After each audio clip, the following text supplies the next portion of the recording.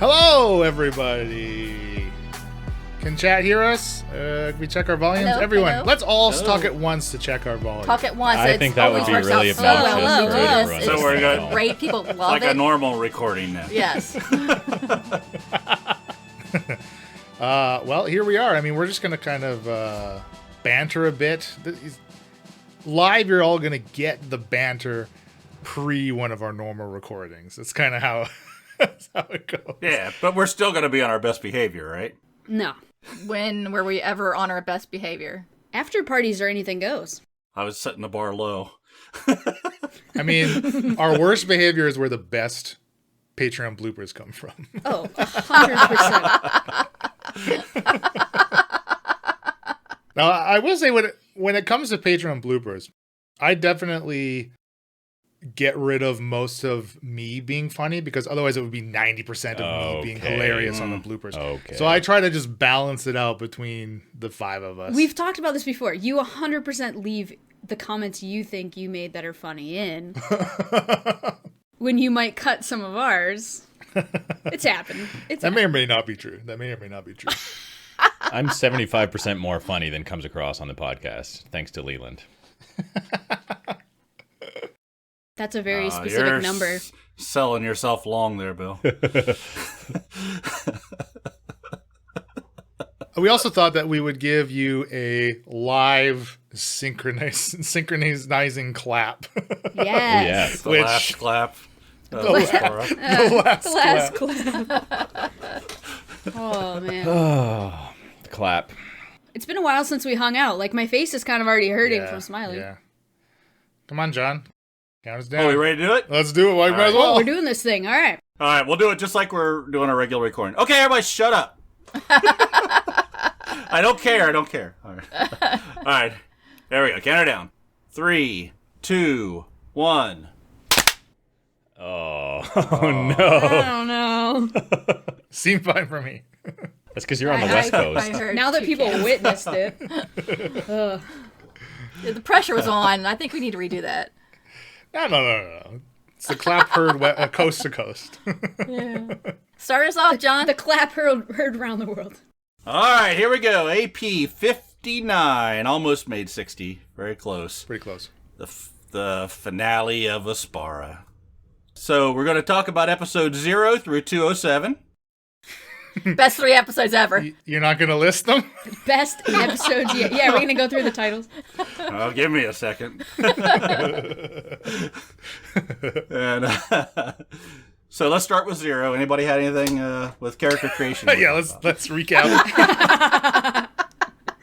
Well, I started with a different character, so it's kind of a touchy subject. So for the podcast, we're obviously live right now. This is going to go back onto the podcast RSS feed in probably a couple weeks. It's going to come after the Forgotten Hive is finished. So if you're listening to the podcast version, you hear us kind of mention questions from chat, et cetera, that's obviously where they're coming from. Otherwise, we're going to try to make it an enjoyable experience for both the eyeballers that are looking at us right now and the ear holders that'll be listening to us later.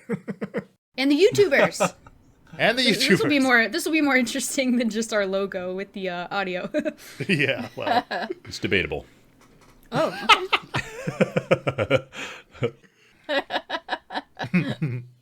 Why don't we start off with the kind of the last handful of episodes? I think there was maybe 6 or 7 that after party 58, you know what I mean? Since like we talked about last. How does the campaign finale sit with everybody? Why don't we start with Bill? Oh, boy. Oh, man, pressure's on, Bill. Don't flub this. What happened Everybody's again? watching. I was pretty happy with it, really. I didn't get the killing blow, which was perhaps my biggest complaint. Well, you're not the one that took him with like inches of his life to have somebody come after you and finish him off. Like, a feather fall would have killed him after what I did. Emily, this is my section right now to talk about how I enjoyed it. Yeah. Actually, Featherfall reduces falling damage completely. Yeah, that's true. So, yeah. A feather fall of damage. Well, that's 0, so... Sorry, that didn't translate to podcast. I pushed my glasses up like a nerd. Please continue, Bill. Thank you, Yeah, John. who's talking? You're welcome. I mean, Let Bill talk for once, chat's saying. this is normal. This gets cut out, so this is usually. this is my life. You're getting a peek behind the curtains. Yeah, no, I thought it was like impactful and climactic and like intense. I think all of us got like a relatively good closure to our character's story. Like, I'm happy with what Falzarin's doing now, and I mean, Herakleon's partly destroyed, but he'll help rebuild. His house is fine, so that's good. Oh, you could upgrade. You could take over somebody else's house and have a nicer place. It's true. It was already said on the epilogue, right? You'll help rebuild, but you won't govern. Yeah, I don't think politics is Falzarin's thing. Everybody voted against you, though. I imagine you could filibuster for days, though. It wants to was run? decided by the people. We just left that part out. Yeah. Yeah, that's right. Falzarin decided that he didn't want to be in the place of power, and it helped that everyone voted against him for him being as well. Yeah, it really helped. It was a group decision that really helped Falzarin come to that final conclusion. He's glad that his vision for Herakleon lines up with the vision of the people of Herakleon as well. Like a true leader's would. Fair enough. Like Exactly. a true leader's would. Yeah, no, I thought it was a really good ending to the story. It was, like I said, sufficiently intense. I thought for sure at least one of us was going to die. Mm-hmm. So I don't know how we managed that, but I was kind of hoping you would die. So that you'd have to go through just the experience of losing a character in your first campaign. Your first character death's gonna sting, bro. Mia took out an insurance policy on Falzarin the day she met him. Just a matter of time. He's never had a character die. One shot, true. any other campaign, like wait, just saying. really? Yeah. Oh yeah, I haven't. That's crazy. Bill's winning D&D. I am winning D&D. They said it couldn't be done. I'm pretty sure, as far as one-shot character deaths go, that it's only been one of Emily's characters that have died in one of our one-shots, and that was most recently in the Lost Hideaway, of, Archmage's Lost Hideaway, where her character fell off of the pillar into the squishy ground when we were trying to get the crystal. Well, Chad is thingy. commending Bill and saying that Bill's good at the game. So I don't know. Does not dying qualify as good at D&D? He's a cockroach, so he's just lucky. Yeah, when your war cry is blink, that comes with an inherent survivability. A distinct advantage. Correct. It's tactical. And it's smart. It's smart gameplay. Come on. Elena, what was your opinion of the finale and how everything kind of rolled out? Wow, I should have been thinking about my own answer here. Yeah, see, being the person that kind of leads the prompts, the questions, I get to go last, so it's just really beneficial for me. So you're just like, yeah, what they said. I did not... Man, a lot happened. I did not see it going like that. I did not see the whole... Maybe I'm unobservant. I didn't see the whole Isabella love story thing, like, happening. That felt like it came out of nowhere, but maybe there was opportunity for us to, like...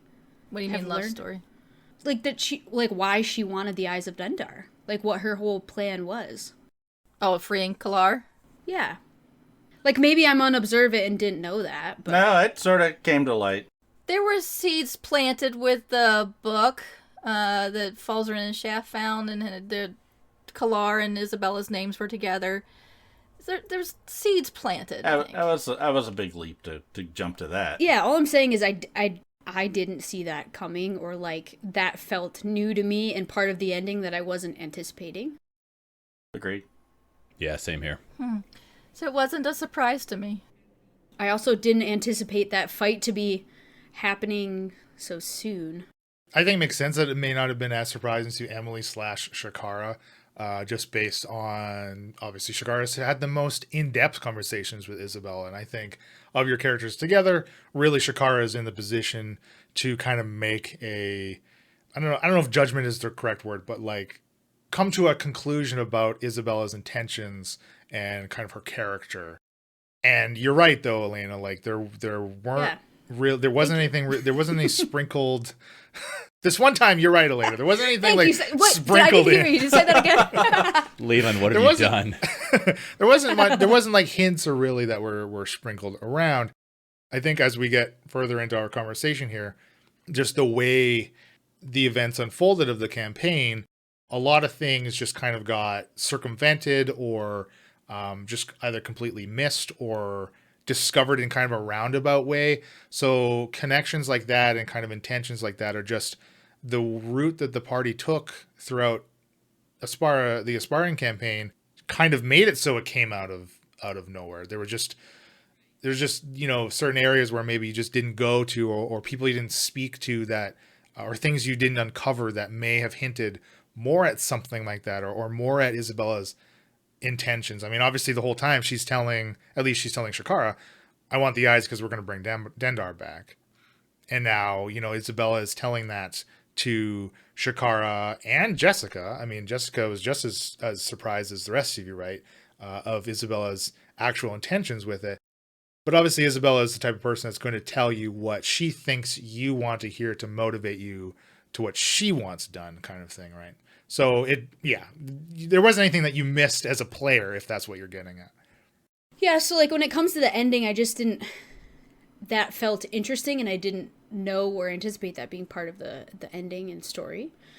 Didn't anticipate, now I was starting to interpret it as Cultist sacrificing himself selflessly, but everyone else corrected me and was like, he didn't know he was gonna die. So I was like, okay, fine.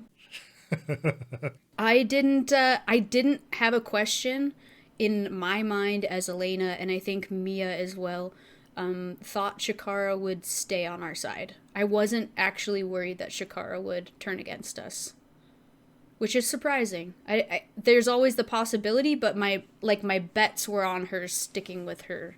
That is surprising. What she said.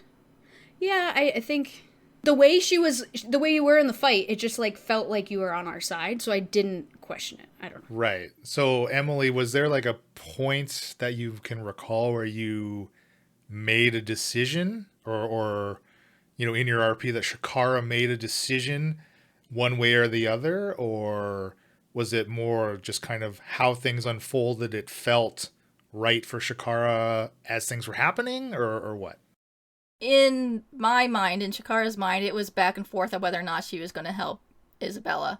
And obviously it did not want to bring Dendar back, but when she was saying she wanted to bring Kalar back, and I was like, maybe we can do that. Maybe we can help her get Kalar out. But then I was like, well, we don't know this Kalar guy. Do we really want him free? The stories we had, he sacrificed himself in order to lock away Dendar and Father Limmick. So does that mean he's a good guy? But then looking at Isabella... Yeah, and just a slight correction on those stories, like, until the end, nothing was said about Kalar. There was no attempts from anybody to uncover anything about Kalar. What was told to the party from the outset that a member of the cultist family wearing the armor closed it. So really, it was late game where we realized that Kalar was also sealed away in the same place with Dendar and Father Limmick. So there was a huge question mark, like you're saying, Emily, huge question mark around Kalar in general. Right, yeah. So I guess there was a lot of assumptions made on my part when Shakara saw him locked up with them. But I still, like, it wasn't until that final fight that I was like, okay, yeah, no, we're not bringing anybody back. It's best they all stay locked away. But it was, I mean, I did consider it. What would happen if I helped Isabella? If you did, I would have attacked you, but you didn't help her, so I didn't. So it's like, trust you until you give me a reason not to, I guess. Obviously, that end fight could have been a lot worse had Dendar and Father Limmick actually got out of the portal, right? Like, it would have taken a whole different turn. Because you have if Dendar and Limmick made it out, like obviously Kalar is making it out. So Then whose side is Kalar going to be on? Then what side does the party decide to be on, right? When these two monstrosity and like god level entities are out, and you have to presume fighting, right? Mm-hmm. In some capacity, as you saw them as they were still nipping and slicing and clawing at each other as they're just trying to get out of the prison, the icy prison, right? So that, like, things could have turned out way worse, vastly different. So kind of going back to like feeling like for sure you thought someone was going to die, things could have been a lot worse, but you as a party did very well mitigating a number of those factors through crowd control, like the walls of force, et cetera, right? Channeling divinity of Thor. Exactly. Yeah. So Blank. So I Yeah. hope Totally crowd So control, right? So I hope you as a party, I hope it felt like you as players were rewarded for your good play kind of in that end fight, because there was a lot of good decisions, I think, that were made. Like even just back Human to Skull. well, yeah, Yeah. that was Turn Undead was great on Numb and Skull, just sending them running running for the hills. Turn Undead is great. And it helps that I had been playing my cleric in Baldur's Gate 3 before this fight came up, and just sort of like, yeah. Remember that you have Turn Undead. Yeah, remembering what I've got. Yeah. The chat is asking, does this mean that in 500 years Mia will be trying to free her love Samuel with another Sammy's party? dead. Well, Sammy I thought he is was so dead. I thought he dead. died too. He's not like trapped. Well, no, because Leland just said Dendar and Father Lemick are free inside this other plane where Sammy is running around free. There's no way he's making it more than 2 seconds. Also, I would like to clarify that Mia has never professed her love of Samuel. This is chat There's deciding. so many unspoken ways that her love was professed. I look mean, that's forward to so reading the so many fan things left fiction. unsaid. Fanfic. That is what makes it more tragic, the unprofessed. I mean, the 19, 20-year-old and the how many year old? How old is he? 70, yeah, 80. he's up there. But he looks 30. But he Yeah. looks 30, Right. so you're fine. It looks great. Yeah. As long as you don't take that helm off.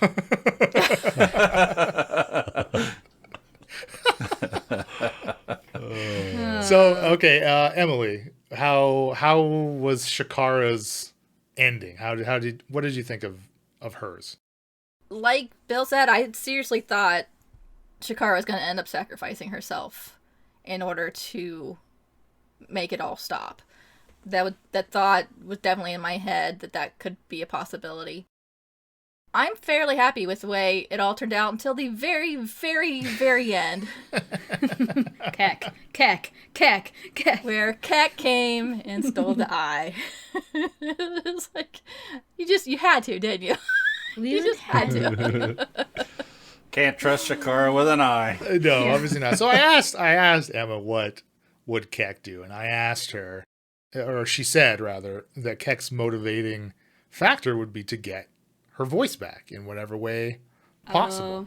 Yeah, that makes sense. Right. So that's kind of, and I don't know if it was obviously, it wasn't quite clear in what kind of was spoken in that last little scene, but this, it's like years and years, like there's been years of complacency having gone by right before that kind of is happening. Like there's many years of like Aspara peace, as peaceful as Aspara can Keck get watching before. and scouting and waiting for her chance to steal exactly kind of thing. So I mean, she could have just joined us. I would have welcomed her in. She could have been part of my family. We could have all been living there happily, all guarding the eye. She could have had her voice back. Cuddle puddle. Yeah. We could have been cuddle puddling every night. 4 of us. It's okay. I didn't really like the way that Leland took liberties with my epilogue either. So. oh, that's BS. You said, I want this and this to happen. You have free reign to fill in the blanks. All right. Am I the only one that wrote my epilogue? You definitely, as you are wont to As do usual. with backgrounds, gave me the most to work with. Yeah, absolutely. John tried to keep it to under 10 pages, though, so he did good this time. I did. I kept making the text smaller. John's backgrounds are You did the opposite of what I did in school, which is to put it at 20 double point space font. it and Yeah, I was happy with the end. I liked the final battle. I thought it was really cool the way everything was coming together. I liked that Shaft did what Shaft would do. He tried to get Nina out, and then of course we talked a little bit about that whole exit and how that was going to flow down. I wanted to leave some doubt that whether he would come back or not. Right? He was sort of torn on whether he should get out and keep her to safety or go back and try to help at the end to make sure this wasn't going to go any worse. And I think that went out pretty well. And I liked the epilogues. I think it sort of wrapped everything up pretty well. And yeah, I think it was a good. The good epilogues were epic logs. Okay, that was dumb. Yeah, I agree. That was dumb. You're right. That was dumb. Yeah. Yeah. Good answer. Good answer. Two times today. You're already right. I do have some questions, but I'm sure we'll get to that later. Yeah, good. My overall thoughts on the ending are positive. I think the fight played out in my head how, or it in reality it played out in my head. Reality, I can't tell the difference sometimes, but it played out how I thought it might. Like I said, obviously there was like things could have got a lot worse, and yeah, I think it was really fun. Obviously, it's always bittersweet. I think I've mentioned before on after parties and elsewhere, like this is the first campaign I've DM'd for that has finished. So I was incredibly worried that I might not be able to bring it home. If you know what I mean. I don't know. So maybe that's kind of where my judging myself comes in, but it was a lot of fun. I wouldn't have changed anything that we did.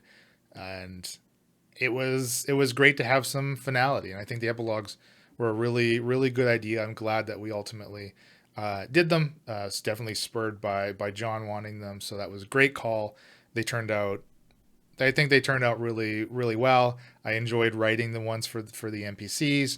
I hope it kind of flowed more of like reading a short little story rather than a bullet point by bullet point by bullet point. So it was really great to put together. And obviously, like I expressed at the very end of 207, like it's been nothing but a privilege to be able to play with the four of you. So very happy with everything. I think you did a great job on I appreciate writing that. this. I appreciate that. Except for the comment of obvious reasons. Yeah, I can honestly say this is the best D&D campaign I've ever played. Oh, the Wow, best thanks. episodes yet. Thanks, This is the best campaign I've ever finished. Yeah. I think I've been more invested with this character than any other character I've played in the 30 some odd years that I've been playing. So that means something. I really enjoyed the character and the way the whole story came together and how the interaction was the best role-playing experience, I should say, too. Yeah. Because a lot of role-playing at the table is a lot of combat and people joking around a lot. But we had the joking around, but it was all, well done with the RPG session. So I didn't know that, like, the amount of role play was heavy in our podcast, right? Like, we didn't have much to compare it to at first. Yeah, we've been spoiled, for sure. So John saying those things carries more weight than what we say, I feel like, but... one of my favorite moments was episode 1 when Shaft ran up to Bren and said, I didn't know you were, Inept. Inept. And Oh, just yeah. looked, And Just Elena that was word. like, what the hell? what the hell are you doing? My God, why are you attacking me? I'm like, that's your character. You gotta... Well, and Bryn kept being like, I'd jab him in the neck, like thinking that I could kill someone with one poke. I don't know how this works. Like, Yeah. We should have had Bill Ben go through and count how many times Elena said, I don't know, I'm new to this. I don't know what I'm doing, I'm new. Bill Ben doesn't have that kind of time. I do feel like I've stopped saying it. I hope so. It's been 4 years. You're not new anymore. We can only put so much on Bill Ben. Do we want to talk about that right now since we just brought it up? So we did put that out in the Discord for a few people to take some guesses.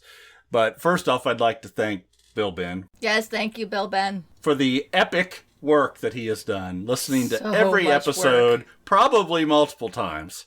checking out. He's been sending me stats occasionally, but he sent me the final stats recently, and far more detail than I was ever expecting. Every fight, notes on every fight. Wow. Things such as, this is where Falzarin hit Shaft, from a damage perspective. All the NPCs, all the one-shots, amazing stuff. We're not going to get into all that, but I did sort of consolidate. Too? That's insane. One-shots, everything. I mean, not insane. That's impressive. It's an insane amount of work, for sure. And so, first off, and I've expressed this to him, but I'll do it again here. Thank you very much for all this. It's really cool just to see it, because it's not something I would ever do. But that being said, we do have the all of the main characters of the show that I sort of put out on Discord to ask people what they thought, who was the character that dealt the most damage, and which character took the most damage. So everybody sort of put their thing in Discord, but I'm going to ask all of you, just out of curiosity before we get there. We'll start with Bill, because that's what we're doing today. So, are we saying characters or players? Bryn, Falzarin, Gozer, Shaft, Mia, Shakara. Of those, which one of those characters dealt the most damage? My money's on Shaft. Shaft has done some huge damage and has never died. Yeah, well, Falzarin and Shaft have the advantage of being around the longest, right? Right. Okay, so Elena, who do you think? I'm just going to say Mia because I'm cocky, so. I already knew the answer, but I asked it to be pleasant. Emily? I've seen this data, so I'm going to bow out. Oh, you could have looked real smart. I don't remember. Pro strats. Oh, no. I'm gonna guess Mia as well. Damage given, the winner is Shaft by not much. That makes sense. Now, before I give the answer, everybody tell me what their number is, I think, how much damage was given in the course of the campaign. Can you give us even a clue of what range it's in? Just give me a number, and I'll just say high-low from Bill. 1,000? Much, much higher. 12,000. Much, much lower. 1100. Okay, so Shaft had 5,235 points of damage. Wow. Given. The next closest is Mia with 5,134. Very close for Holy not being crap. around for That's 6 or wild. 7 levels. Then, after that, surprisingly, Falzarin, 4,762. How much of that was to the Pegasus? He's a cockroach. Yeah, how many did the Pegasus? Then Shakara's 2,798. Then we go down to Gozer 724 and Bryn 695. Now, okay, so remember the high point was 5,235. Who had the most damage taken to them? Oh, taken? Shaft Mia's for AC sure. is too high. Who got hit the most? I'm thinking Shaft did. I think Shaft as well. Yeah. Shakara and Mia are too high of an AC. I bet Shaft took somewhere in the ballpark of 3,000 damage. Shakara took the most damage of everyone. 1,539. Whoa. Is that because of Dendara though? Because No, Okay. Shakara, in the beginning, Shakara went down. Yeah, that's I went true. unconscious many times. Yeah. Shaft was second, 1,435. Falzarin, 1,176. And Mia, 1,192. You stayed back and did your spells while Shakara went up and was in the melee, most of the time. Okay, so the last thing I was going to say, of all the NPCs, and I'll list the ones that he tracked, I'm not going to give you all the numbers. Just want you to tell me which one took the most damage and which one gave the most damage. Brendel gave the least damage. I can tell you the numbers if you have specifics. Thuft, Brendel, Barry, Grimby, Drake, Slava, Mullen, Halsa, Sparky, Silas, Kula, Braun, Horik, Kepley, Samuel, and Thuftmar. So those are all, but I'll just give you a hint. It's one of our main NPCs who gave the most damage. probably Dreg. He was in a lot of fights with us. Grimby. Gotta be Drag. Grimby or Drag were in the most fights with us, probably. I'll say Yeah. Drag or Hulsa. It's Drag by quite a bit. Oh. Drag was 341 damage given. The second runner-up, though, is not Grimby, which I thought it would be. Is actually Horick. Horick. Oh. Horick Okay. at 233. Grimby, a measly 117. I Wow. don't know if he Well, was really on he our didn't side. really have that much airtime. Really. Yeah, Grimby had far too few. It's like way too little airtime. He just wasn't Yeah. in the campaign Yeah. nearly enough. And who took the most damage for the team? The NPC that took the most pain and agony for all of us. Thuft? Well, Thuff didn't have that many hit points. I think it was Braun is my guess because Braun got beat up quite a bit.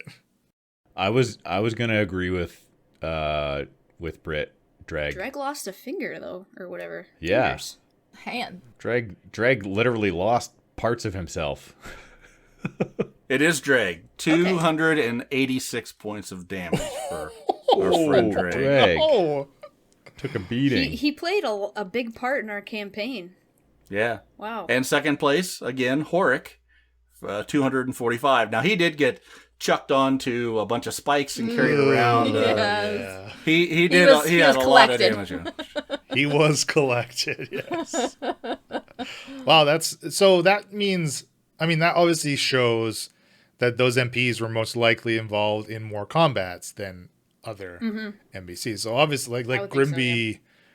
I mean, I think Grimby was in probably less than 5 combats. So Drag must have been in more. Yeah. In the big fights in Heraklion, like, just kind of never ended for a bit there. Well, and all of Heraklion, Grimby was stupefied or feeble-minded. Yeah. So Yes. he's not doing anything.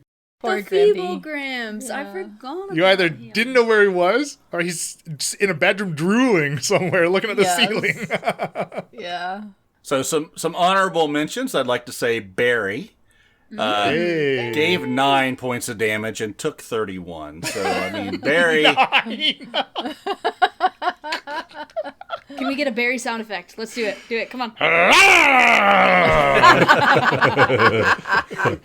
Oh man, I miss Barry. And Brendel gave 10 points of damage, but took nothing.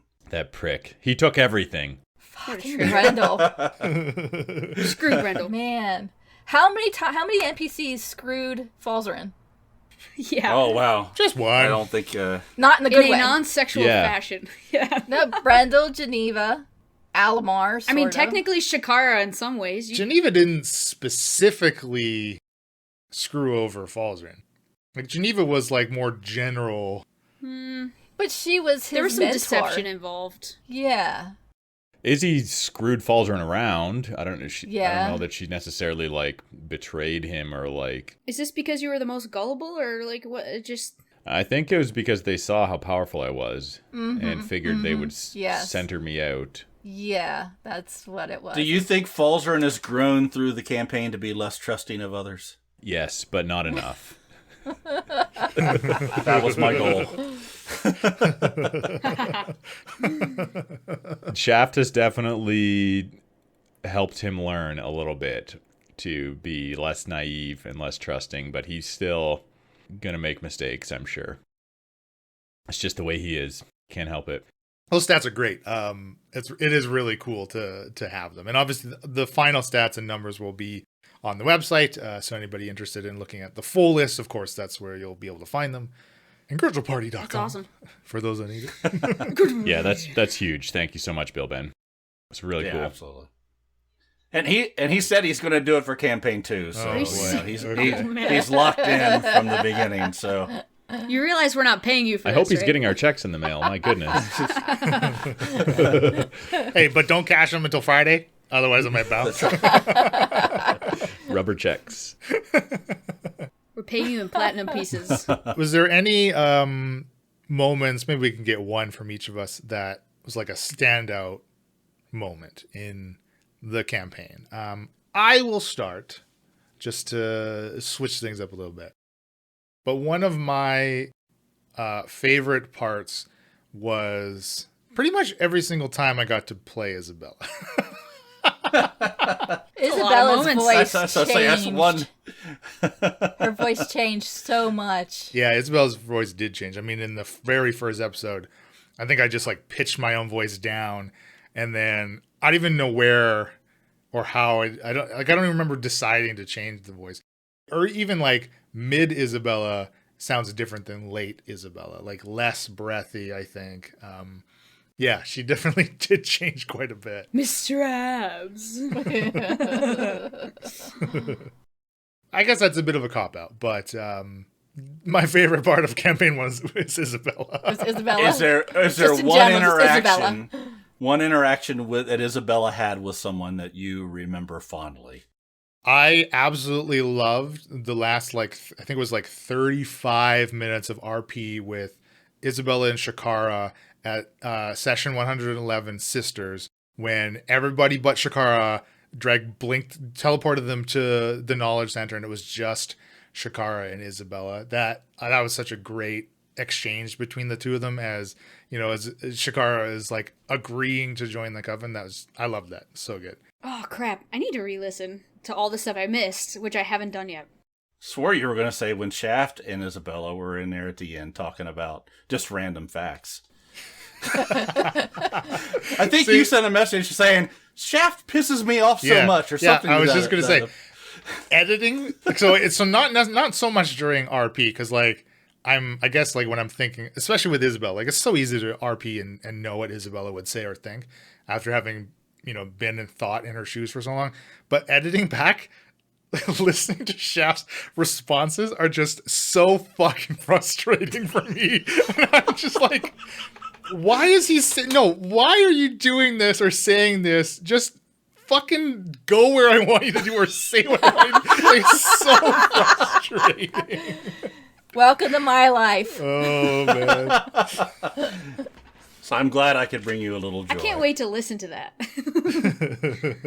Oh, man. I gotta get on listening to it all. Well, all I the mean, things. John, do you have a standout moment? Something that immediately comes to mind? I think the thing that probably changed Shaft's life forever within the Asparan campaign has to be the moment that he purchased the shackling shacks. Shaft.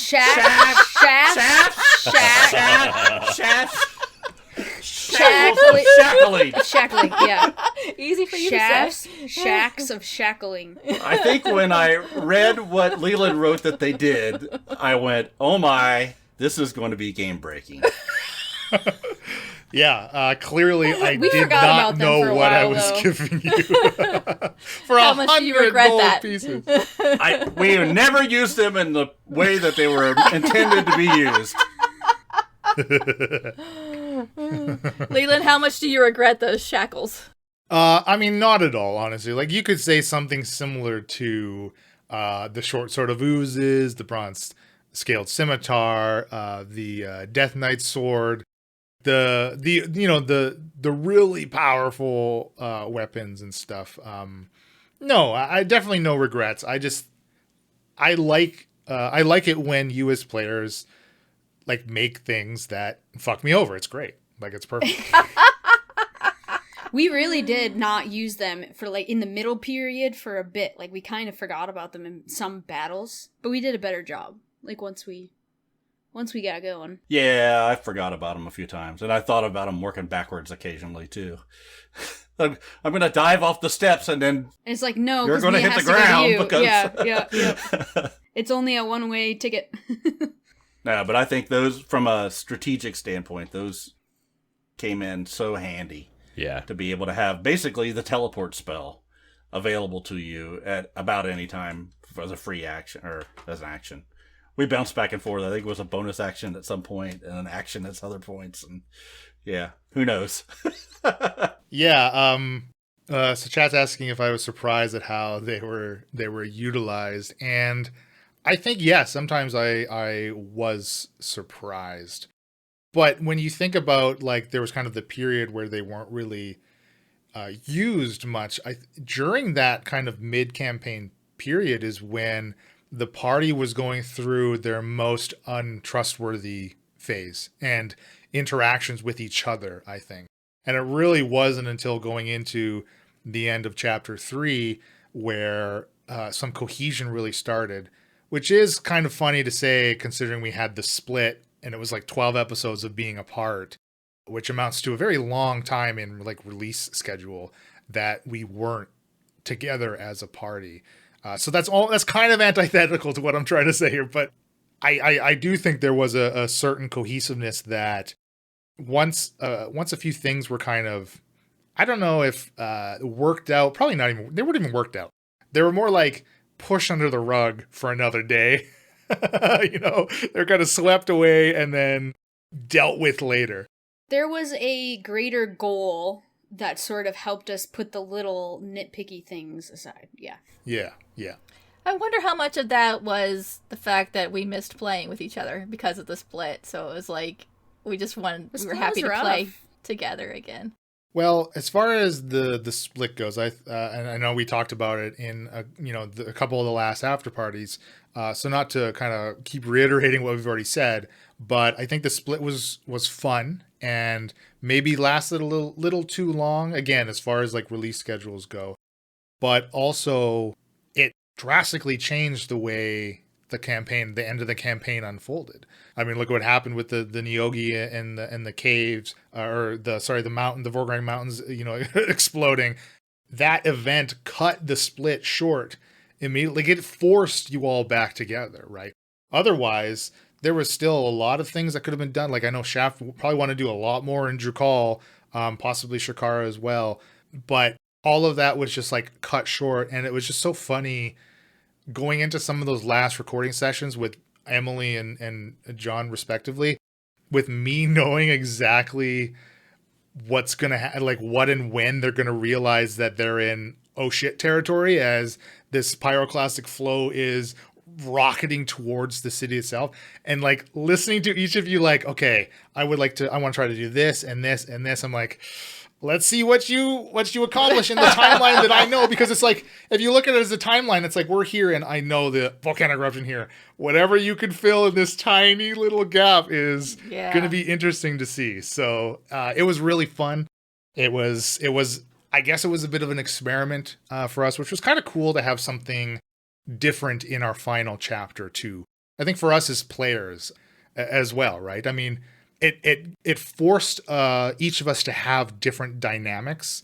Like I know with Bill and Elena, I mean, they were at least together. It wasn't Mia and Falzarin. Exactly. I was about to say, we got along swimmingly. Yeah. But it was also like, I mean, we chide Bill on kind of his more contemplative way of speaking, which... It's a very kind way of putting it, Leland. Yes, yes, you're very welcome.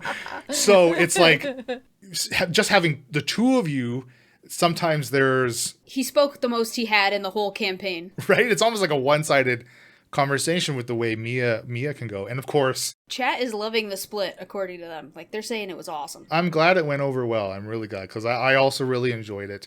I've said before too in past, like, I like it when the party split up because I like juggling the timelines.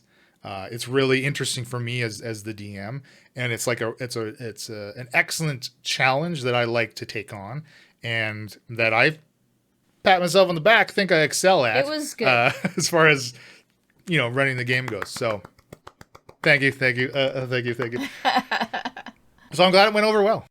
I think we got sidetracked from the memorable moments. Just throwing that out there. We did. Bill and I never got to give ours, but we'll circle back. I think the split was a really, really cool thing, and I'm glad we did it. Even though at times, as we've kind of touched on, we missed playing with all of us together, and there were sometimes weeks and weeks that went by where it's kind of a bummer that we didn't get to hang out with our friends, as much as we would like to, because every time we record, it's really just us friends hanging out on a certain level. So, but I think for what it brought and the benefit to the story, definitely worth it. I think it was really cool. Harder to pull off around a table? Yeah, that's right. Definitely. That's a good Definitely point from the grandfather there. Like, how do you... Like, what if you're in someone's house and you're playing in one room where you can't even, like, send people to another room or something? I've done that before where I've taken people into other rooms and said things. And it's fun. But sometimes you're playing in someone's one-bedroom apartment. Like, how do you... Going to the bathroom. Yeah, the bathroom party. Okay. All right. Not awkward at all. How would you feel? Bill, come on, let's go to the bathroom together. I got something to show you. Do you want to come into my closet? My. Let's go roleplay in the bathroom. There you go. That's it. We need to have a roleplay moment. Plus, I mean, it would have been a lot harder for Kay to hold up that facade with potentially Shaft and Shakara around, so it was perfect.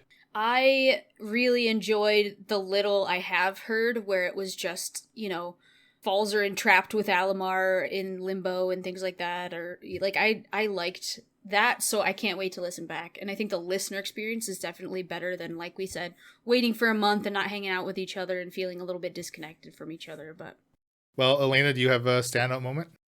I do. Thanks for asking. Bryn's standout moment was the solo heist. That was really fun. To, like, kind of plan a solo episode and do the first one of its kind was really fun. And then, with that being said, introducing Mia as a new character and having some RP so that the listener has a little bit of a knowledge before the party met Mia and things like that, I think that's really cool. We've talked about expanding on that for Campaign 2. Stay tuned. And then, the 2 Ks, because I think 3 is inappropriate. The first one being Kralakina, and the second one being... That is funny. They both do start with a K. That was not intentional. Yeah. So the Kralakina storyline was really cool, and I just liked all the twists and turns, and each time Mia was given the opportunity to spend as much as she felt like was necessary. Like, it even happened in the last battle. Like, how many spell slots do you want to throw out there and increase your chances and all that? I really liked that mechanic and thought you did a really good job with that. It was really fun to play. Made me feel powerful. That puts a lot of responsibility on your shoulders, a lot of tension, right? Deciding how much. And it didn't fail, okay? I was I deaf or blind or both? Both. I could see. Bill? It's hard for me to choose. There's 2 things that stand out. One is the portion of time. I mean, a big chunk of it was just one episode where I was in the what's it called, the fugue plane, when Falzarin was dead and Kay had taken over his body, and Falzarin's spirit was, going to be judged, and just that whole trying to get back to his body. I loved that. And I also loved playing Kay. So I guess that's kind of all really one good thing. job. It was so much fun. Oh my goodness. So much fun to, like, have a secret. Was it because you were deceiving Elena? Oh yeah. Is that what?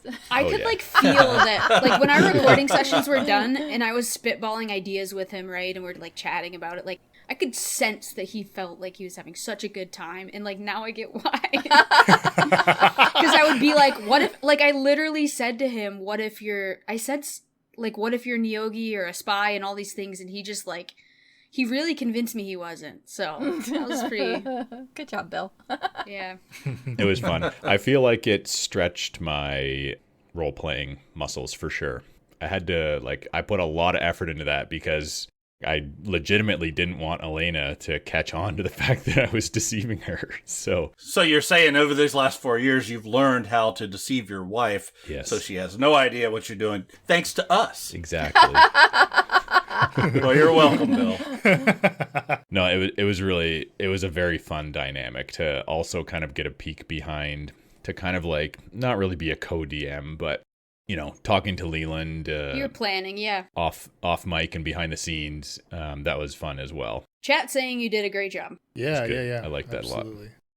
I got 3 moments. Oh, wow. Okay. that Wow. stand out. Hit us. So, I'm going to go in reverse order. So, the third one was at the end when Shakara was talking to Isabella, and Isabella was like, just give me the eyes and help me. And then I was like, one step at a time. And then I was like, Oh, yeah. weighing my Oh. options. And that was when I really made the decision. It's like, no, we're not doing this. It was so tense.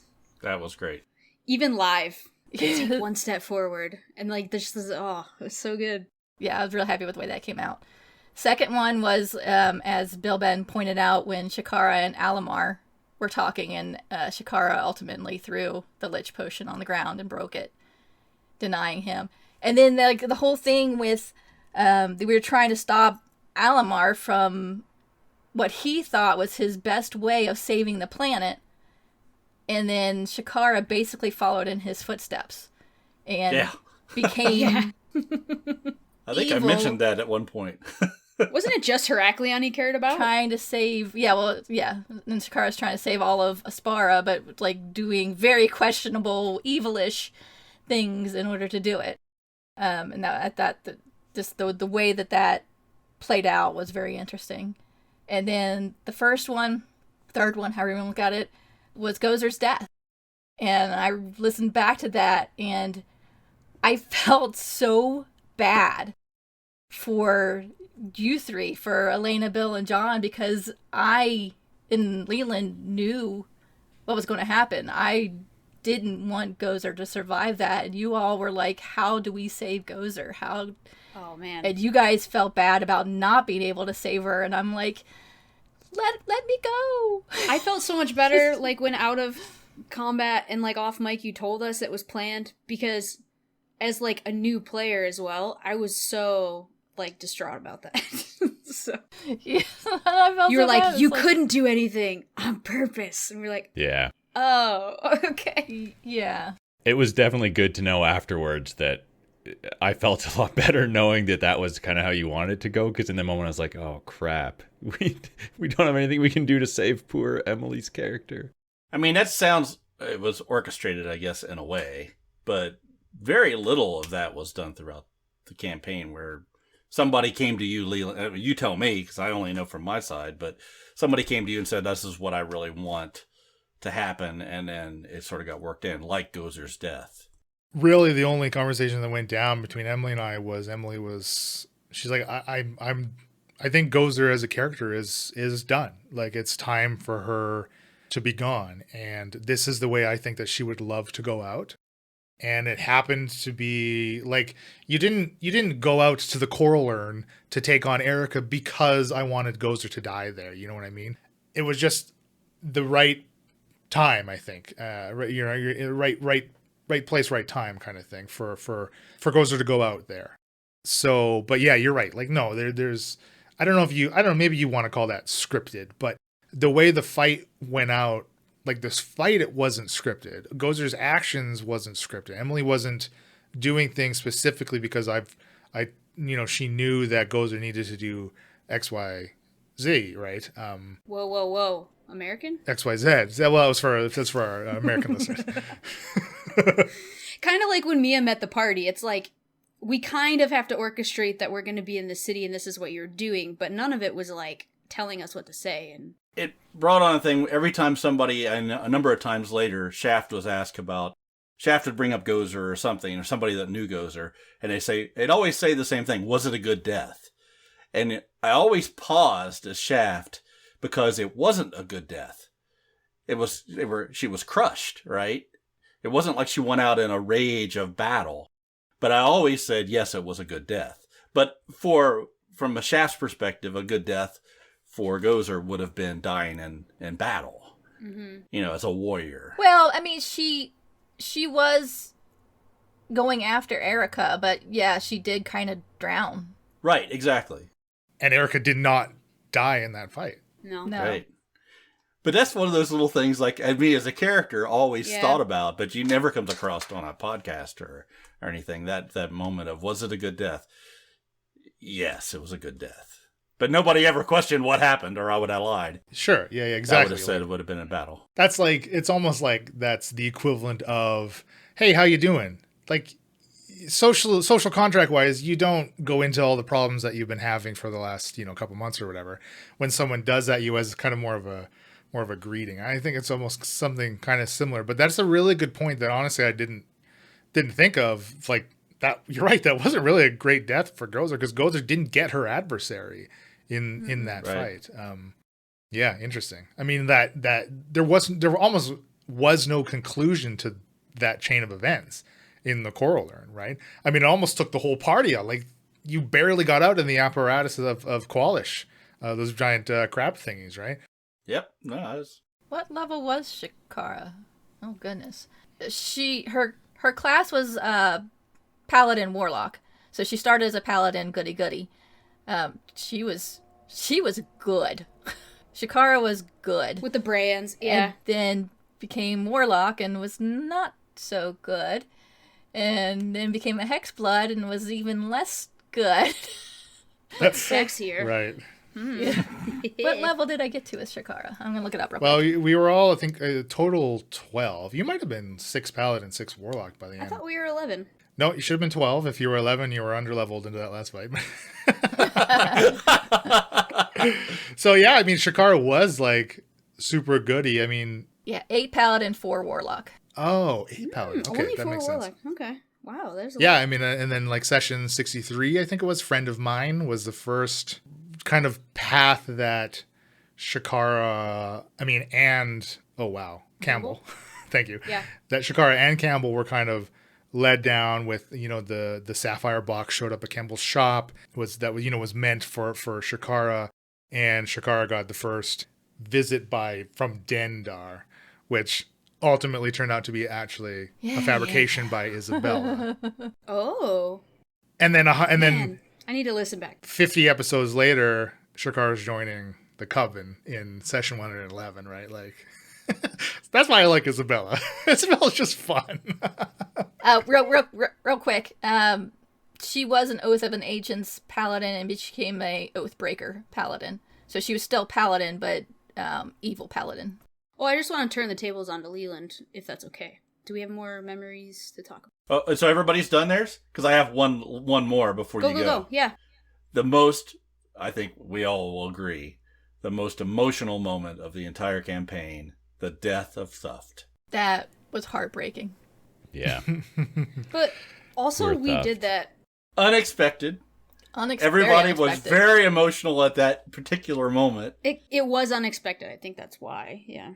And I think we probably all mourned that episode when we finished more than any other character death in the entire thing. Well, just no one wants to go in an exploding burst of pustules. That is not a good death. It was Well, I mean, you know what they say, a watch stuff never boils. If you had watched them, That's maybe right. you wouldn't have boiled. And fucking Brendel. Oh, yes, that betrayal. Ugh. And listening back, like, there's so many things. It's like, Brendel missed this, and I'm like, by then we were all, like, especially in the Quarrellands, none of us really trusted Brendel anymore, I don't think. And we were like, he's freaking useless, Brendel, but we didn't realize the extent of the betrayal. But listening back, it's like so many little signs.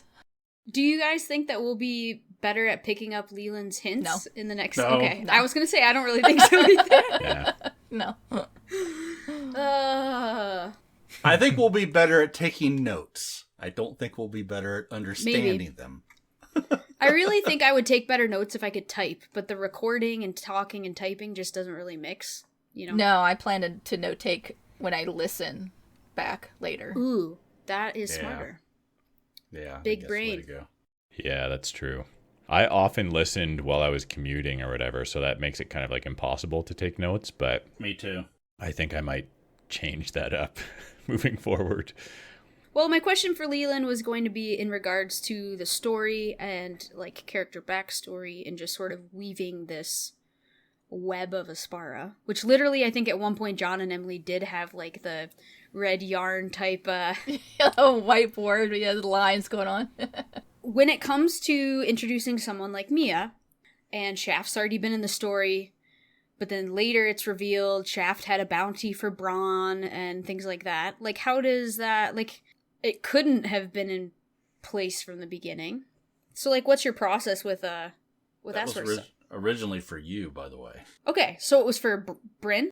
No. That's not what I mean. That's not what John means. But so obviously I had it all planned right from the very beginning, and I just incepted you into creating Mia. Come on. But so when it comes to kind of that You kind of guys did stuff, kind of tell me to be a cleric. so I went with it.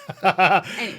Well, when it comes to kind of filling in those gaps and making those connections later on with, like you said, yeah, obviously we have characters that didn't exist when we were RPing something. So how could that possibly have been something? Well, obviously not, right? That's literally impossible. But Shaft, the character of Shaft was in a good position. The way John kind of concepted Shaft was to be more of a mystery. And as we had with the back shafts that we got to do, a number of them, I think at least 3 or 4, we unfolded Shaft's backstory that way with kind of the flashback kind of way, rather than, well, I would say in addition to, as we got later into the campaign, but in addition to, you know, him having direct tie-ins to the people you're meeting, because like we didn't spend very much. We spent like a couple episodes in Drakal right at the beginning, and then we didn't get back there until the last chapter of the campaign, right? So there was less opportunity for Shaft as a character, for that character's background to be incorporated into kind of what's going around in the world. Or at least I should state it a little differently, less opportunity to show the rest of the party and the listener how Shaft was incorporated into the world.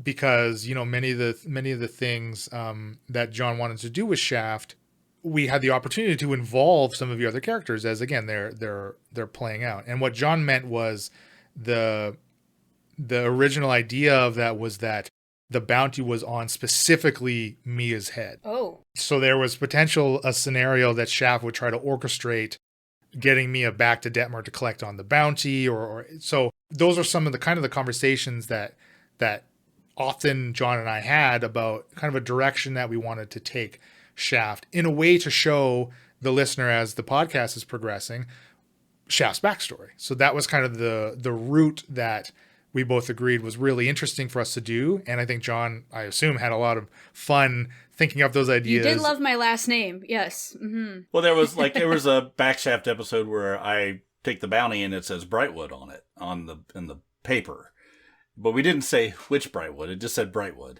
And then there was another moment, I think, one time when you said, "I'm Mia Brightwood," and I go, "Never heard of you." And Definitely those, did, yeah.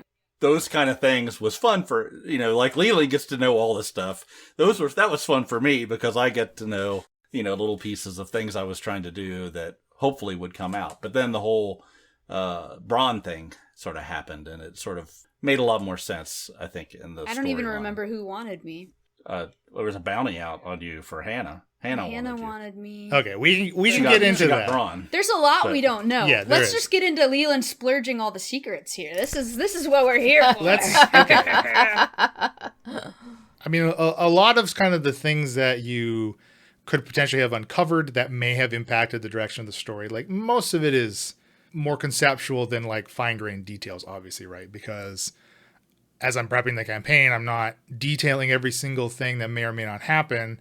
The details really get fleshed in when we get closer to something actually happening. Speaking of voices changing, Shakara was a lot breathier in the beginning. Yeah. And I had to take much bigger breaths to be able to do her. Oh, yes. Yes. You chose hard voices. Like, Gozer, you started with her saying so little that you had to, like, keep it up.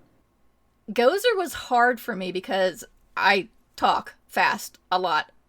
And just Gozer, the choice with her was she wasn't dumb. She just didn't talk much. She didn't feel a need to say anything to anybody.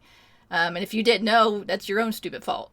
So, but that was really, really hard for me. Yeah. Well, I do think, though, like, it did feel like Gozer's intelligence did reduce because at the beginning, Gozer didn't really have a voice, but you found a voice for Gozer when Gozer chose to speak, which kind of interesting because, again, I was listening to back to some like episode like 6 and 7 a while back, because I think I mentioned on one of the after parties sometimes as part of my preparation, especially with as long running as our campaign went, I'll listen back to older episodes when we've been, back to when we were to an area. Like the last time we were, maybe it was like 50 episodes ago, maybe it was 100 episodes ago. In the case of the end of the campaign, 200 episodes ago, I was listening back to when we were at the Zex and K, right, to make sure details are, details that I laid out before are still there, and continuity wise and stuff. So yeah, it is really interesting listening back to some of the older episodes and like seeing how we've all changed or found a voice for our own character, or in my case, some of the NPCs. It's really interesting. Really interesting. I have a question for Leland real quick. Which NPC did you think was going to be something that was just a Passover thing that ended up being a main NPC you did not expect? Two immediate things. First one, by far, Grimby Chum. I mean, Grimby was a throwaway captain that you met in the docks at Port Pisces. And Shaft almost killed him in the Quarrel Urn. Right. I listened to that one. Yeah. We were floating by on those crab things, and he saw him floating there with the thing on his face. He's like, "Oh, well, let's just squish him and put him out of his misery." Oh, that was Grimby? That was Grimby. What? That was Grimby and Greg down there. Because they were on the rising starfish that got shipwrecked by the Infinite Storm. Oh. And they were down in the Right. I immediately thought of Dreg, right? Because Dreg was supposed to be Matthew Jude, which is for sure a one-off. Dreg also. So I knew Dreg. Well, yes, in the inception of Dreg just kind of became different as a result of not actually that role at the time of his introduction not being an NPC guest, because like really the purpose of Dreg in that instance, and which would have been for the NPC guest, in this case Matthew Jude's guest spot, who turned into his own fun and interesting character, Thunder, which is yes. Thunder McScruggins. But like, at the time, Dreg's thing was to get you to basically back to the city, and he took you to that illusory rock, down the steps to get he used his ring to get through the safety shell, etc. So that was his role, and obviously that expanded clearly into far more than I realized. I mean, even somebody like Campbell, which is just like Shakara was like, I think or Emily was like, I think I would know somebody in this city. Like, this is one of the places around that I would have probably frequented in the time that I've been out trying to get my great deeds. And okay, great. The local potion shop dude. Come by to the Golden Acre. I mean, and that was when Shakara met the party. She was out collecting herbs and ingredients for Campbell, right? That's why she was at the shore. Good question in the chat there. What was the biggest NPC flop? You had big plans and it just didn't happen. Oh, yeah, that's interesting. The Infinite Hero? You know what? Maybe Jessica. Jessica hardly was in the campaign. Shakara didn't even meet her till the final Yes, battle. Exactly. So let's get back to kind of the things that were missed, because Jessica is one of those things. Okay, so Dorset Salvage. Yeah, so you all remember Dorset Salvage? Dorset Salvage. That's where you stole the apparatus of Qualish to go out into the Coral Urn from. Their kind of thing was they were, as they said, they were a salvage company that went out and collected, things from the shipwrecks due to the Infinite Storm. So the owner of Dorset Salvage, a woman named Henrietta Dorset, and she is a human, but she's nearly 2 centuries old. So she traded her child to Isabella in exchange for lasting success and wealth. Dang. What? She's evil. That was basically physicalized by the Infinite Storm, made to continuously cause shipwrecks, so Dorset Salvage will always be in business, kind of thing. No way. She traded her child for a frickin' hurricane. And that child became Erica Good. What the hell? So Erica, as a hag, was quite young. She gave her child to who? Izzy. Oh. So Izzy raised Erica. It wasn't like a sister. Oh, I mean, man, one of that's the ways crazy. that, a hag can be created is hags will steal children and then put them through the process of becoming I didn't a know hag. that. Okay. Wow. What? You're even more twisted than I realized. This is messed up, but I wanted to see behind the curtain this whole time. How would that have ever came out? Izzy wanted to kill Erica, who basically was her own kid in a way. Yeah, when Erica Yeah. says, Adopted "Mama, child. how dare you?" Wow. That would have come out if you had interacted more with people at Dorset Salvage. Maybe you had gotten caught trying to steal the apparatus of Qualish. When the Infinite Hero was assassinated by Shaft's associate, that you chased him down into the underground, that was below Dorset Salvage. Maybe you could have, interacted somewhere down there. So that might have given you more of an insight. It just would have given you information kind of about Isabella that maybe you could have leveraged. So when it comes to Jessica, she's much older than Erica, almost as old as Izzy, but Jessica was mainly like doing her thing in the Phaleran Force before she kind of joined up with Izzy. And she, of course, is, as far as the party knows, directly tied to the city of Victor and the sickness in Victor, which actually wasn't a sickness. There was no actual illness or anything going around there. What? But the kind of madness of the people that were, infected by the sickness that were experiencing was a result of Jessica infiltrating their dreams and essentially manipulating them, which we saw she did to Gozer when the party was camped outside of Victor, very close to the city. And Bryn was in... Okay. So what Jessica was doing is she's driving these people to the point of fits of violence and evil acts or tendencies so she can harvest their soul into the little fleshy soul bags and use it as a power source for Tinderman's constructs. So that's what she was doing there. So you could have, uncovered that too, and you might have killed Jessica before even really realizing what Isabella was or what she was doing. Mm-hmm. Oh, wow. So the masks did nothing? No, that was all just... Oil. So that was all just fake news purported by the mayor of Victor, because the mayor made a deal with the Coven at the time to keep Victor protected from the effects of the towers and the Thuff's Mountain, the goblinoids in Thuff's Mountain as well, which is very close to the city of Victor. So that's why you saw how messed up Goldham got, but Victor stood as if nothing happened. I mean, they were experiencing this sickness, but the city itself wasn't being bombarded by the same types of creatures that were driven by the blue light towards Goldham. And so part of that arrangement to keep Victor safe was Jessica freely operating in the big tower that they built for her.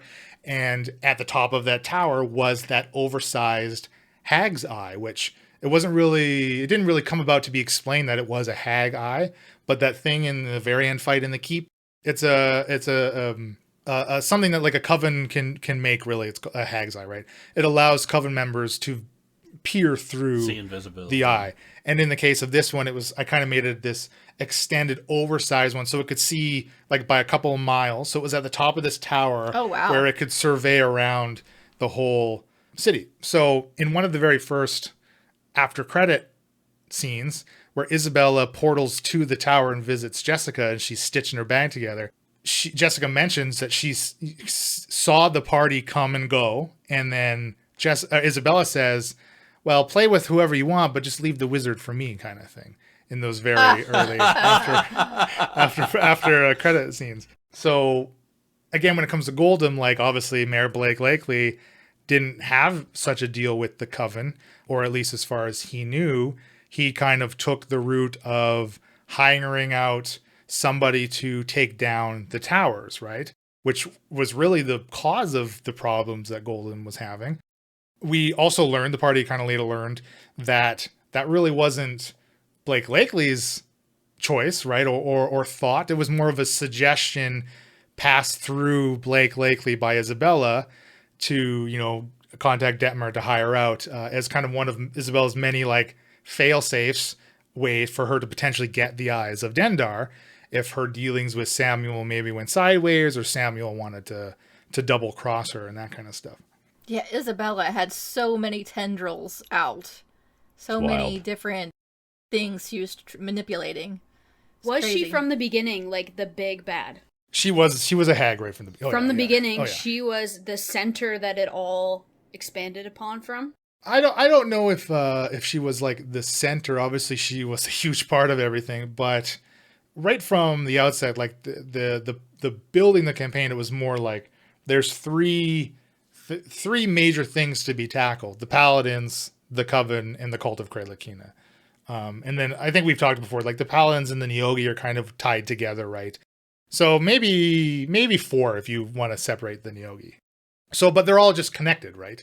Obviously, Erica's had an association with the Cult of Krelakina, which resulted in this fallout between her and the rest of the Coven, which was ultimately the deciding factor of Isabella wanting Erica ousted. Wanted her out. Yeah. I had a feeling that's why she wanted Erica out. I didn't realize it was like kicking your own child. creation, whatever.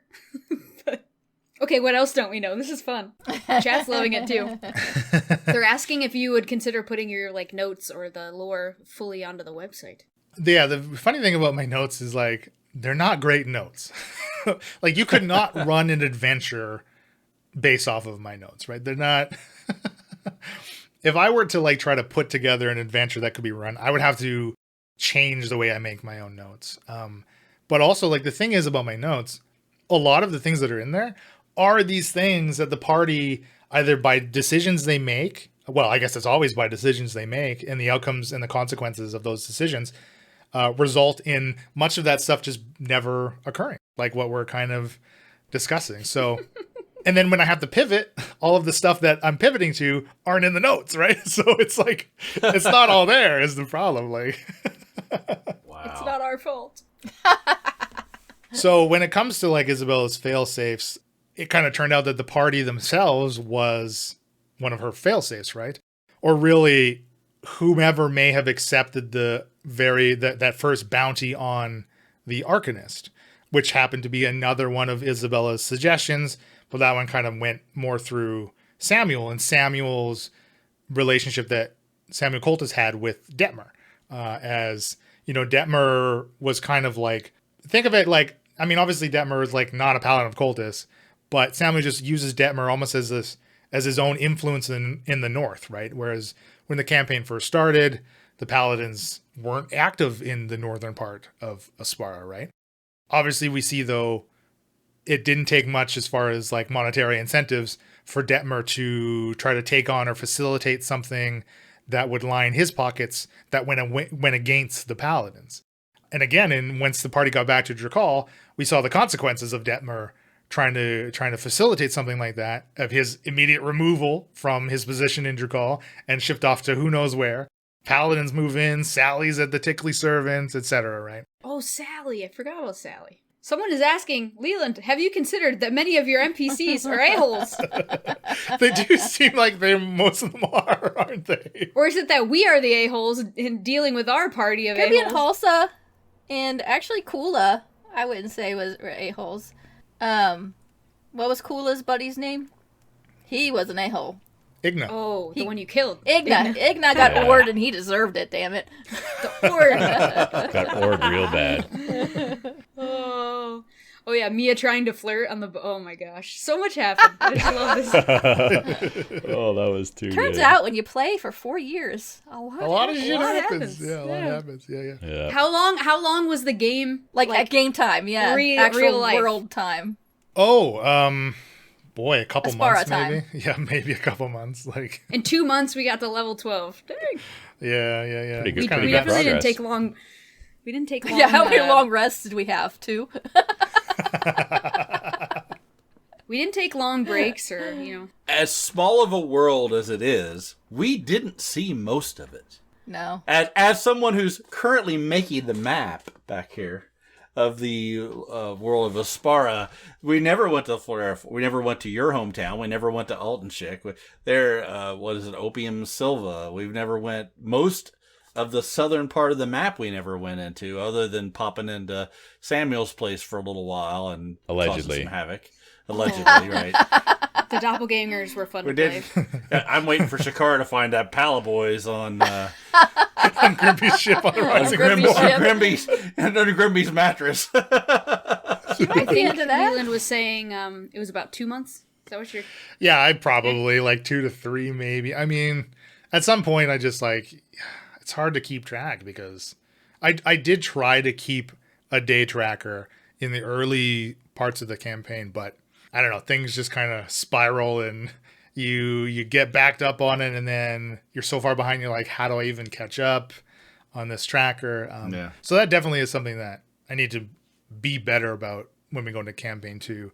So there's lots of things that I definitely learned as the Dungeon Master, things that I can do better that may or may not come out in play, but like for on my side, for the things that I see will be better, and just giving myself better tools essentially to run the game. Yeah, and like we said, we're going to try and do better about taking notes ourselves, and maybe we won't miss as many of Leland's hints and insinuations. We're aiming to be a party that tells each other stuff, I think. Yeah, we're gonna try and That would be actually nice. like each other, Share some info. and cooperate. And Where's the fun in that? I don't know if we can do it. We've had 4.5 years of not doing it. We have lots of questions coming in, but I also want to know more secrets too. So we just don't want to forget these questions. Well, go with the questions. Emily, you wrote one down so we don't forget. the difficulty of having the guest NPCs on there, and was it worth it? And I think it's just a scheduling issue. Is like you were saying once point in time, Leland, you never really know where we're going to be when the guest NPC joins us, and just planning at what point in time they're gonna, like, with their schedule and our schedule and everything. It was really difficult to guide the story to an appropriate place. I'm saying I'm glad we did it, but I think it made it's sort of like this little offshoot of the story. It's almost like it was sort of shoehorned in a way. Side quest, or yeah. I think great things came from it. There's some great memories, oaring people and, all the different things that happened. But I think it sort of is like it's like a forking path for a little while before we go back to the main campaign. I agree that I'm glad we did them. Yes, it was a struggle kind of figuring out what information to give them, because yes, like Emily said, really not knowing where we're going to be as far as our last recording, which obviously isn't our last episode that released, right? Because we always have more recorded than what's getting released. So that was a struggle, but also kind of figuring out just how much to give them, because it's not really fair to rely on them and put that responsibility on a guest's shoulders to be the driving point of whatever time they spend on, right? So I think we did a fine job. I think all of our guests, we've all enjoyed having our guests. They were great. But I will say, though, I don't think we really veered too much away from what was currently going on with the guests, and definitely nothing detracted.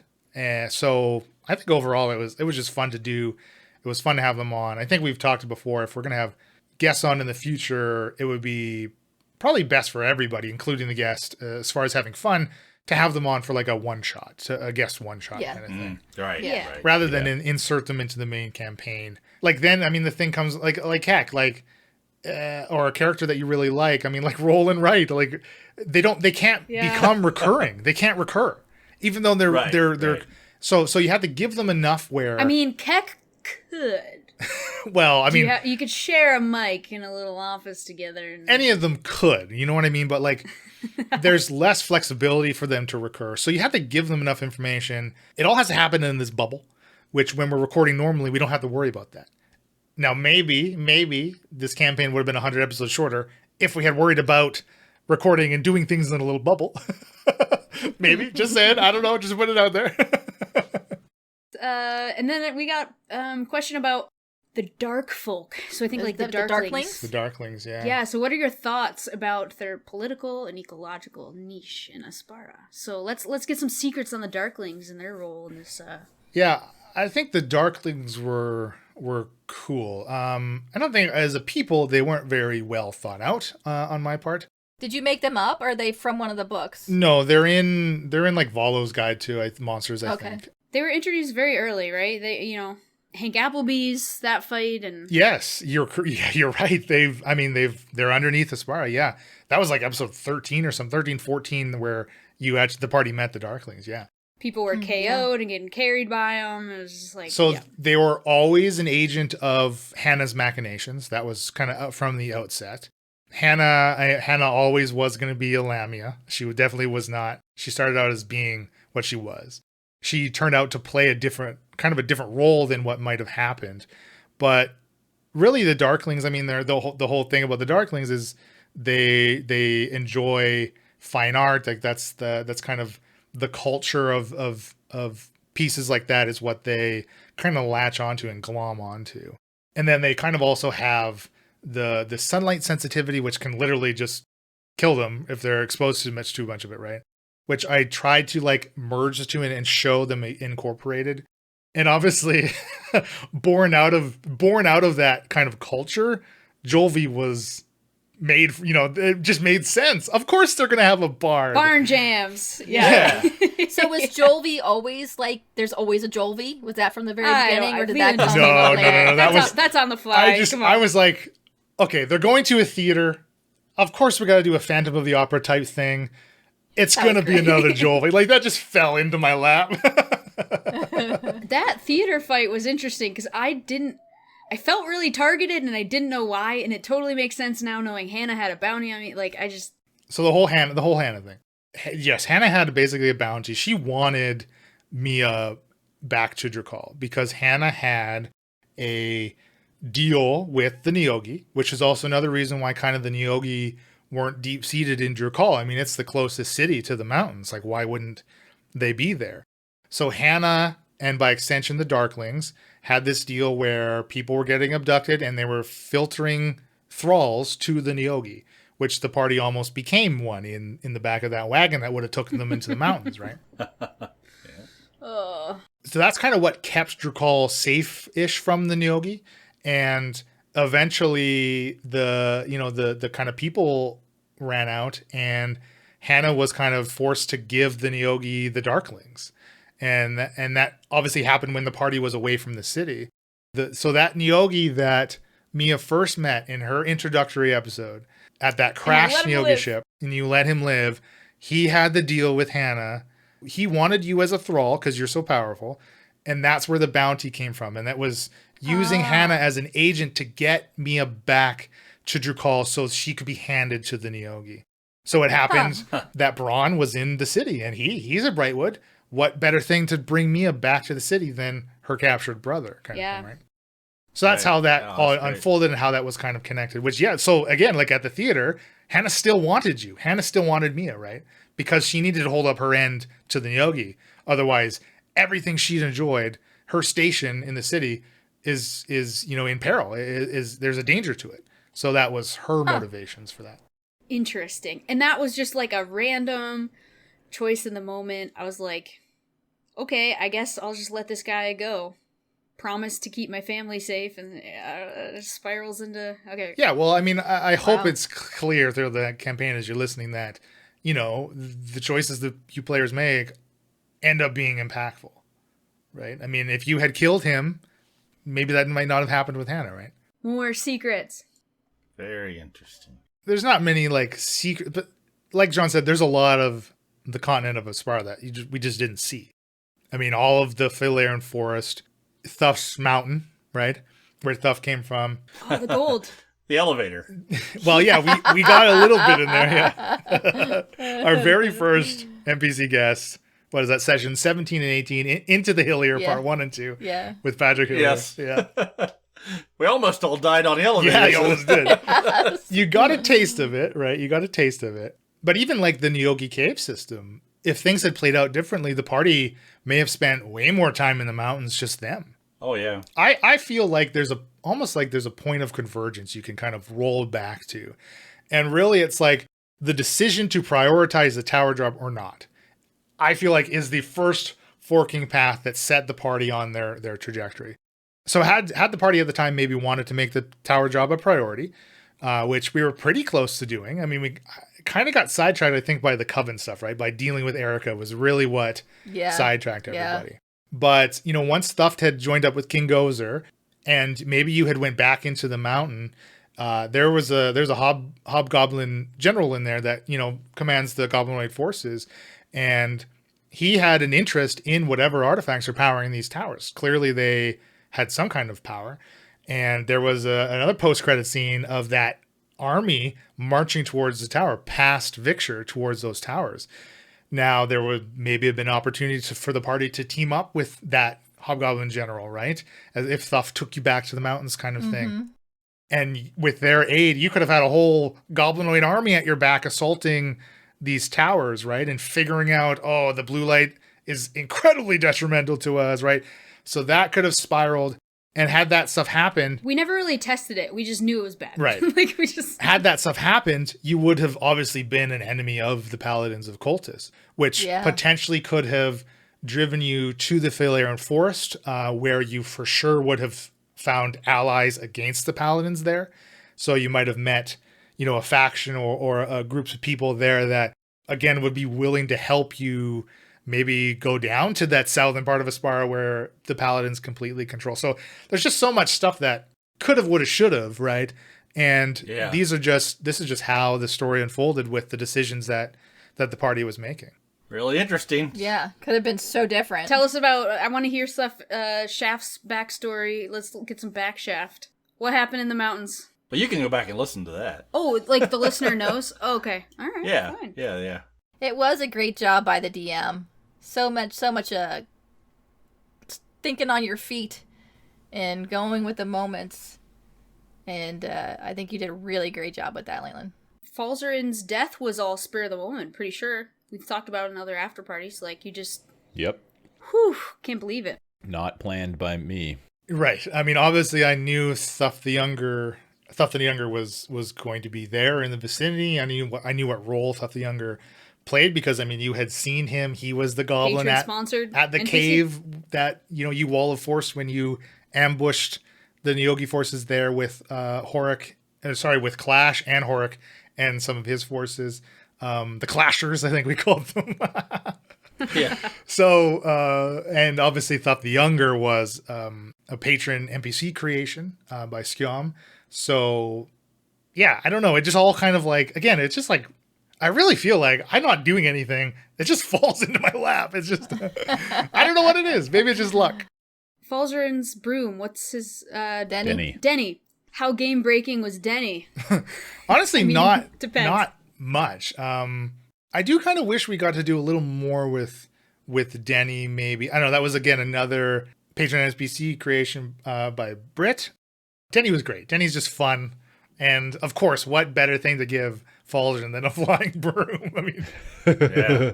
And even the animated tattoos were inspired, I never right? got to use mine. I got to use mine in one that you guys didn't get to listen to. I got to use you did. Barry number 2. Your Badger, yeah. I will Very be badger. going back to listen now after all these secrets are coming out.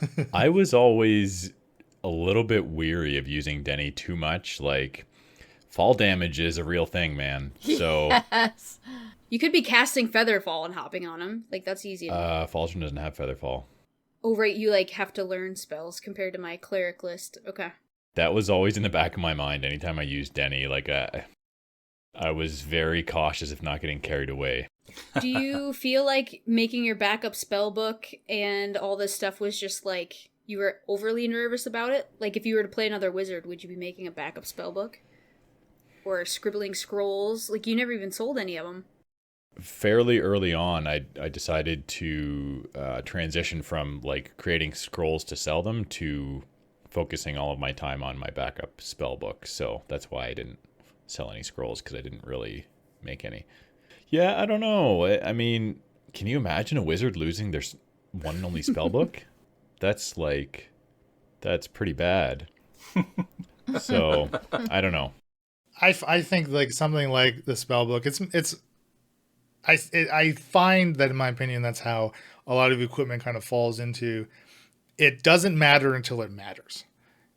And until, like, I want to do something like take your spell book. Like when Falsey got abducted by the five-toed toad and taken to Isabella, like, she had your spell book, right? I mean, you did ultimately get it back, and it didn't really impact things. But, like, you got it back with an extra spell because you got your scapulet and that kind of stuff. So, like, it doesn't matter till it matters. You know what I mean? What was Izzy's deal with that scapulet, and was it two-way? Could she listen in on what we were Could she hear saying? us? Was it like a Yes. walkie-talkie? Please. Yes, that's important. It definitely was two-way. I knew it. So She was she could hear spying. everything we were Yeah. saying. Damn Called it. Falzarin megaphone. No way. We talked about so much stuff in front of her, and then we were like, she probably, man. Oh, I shouldn't be surprised, but I am. Leland, diabolical. Just die. So you knew I left, and that's how you, like, knew to go take him when I left, when Bryn left.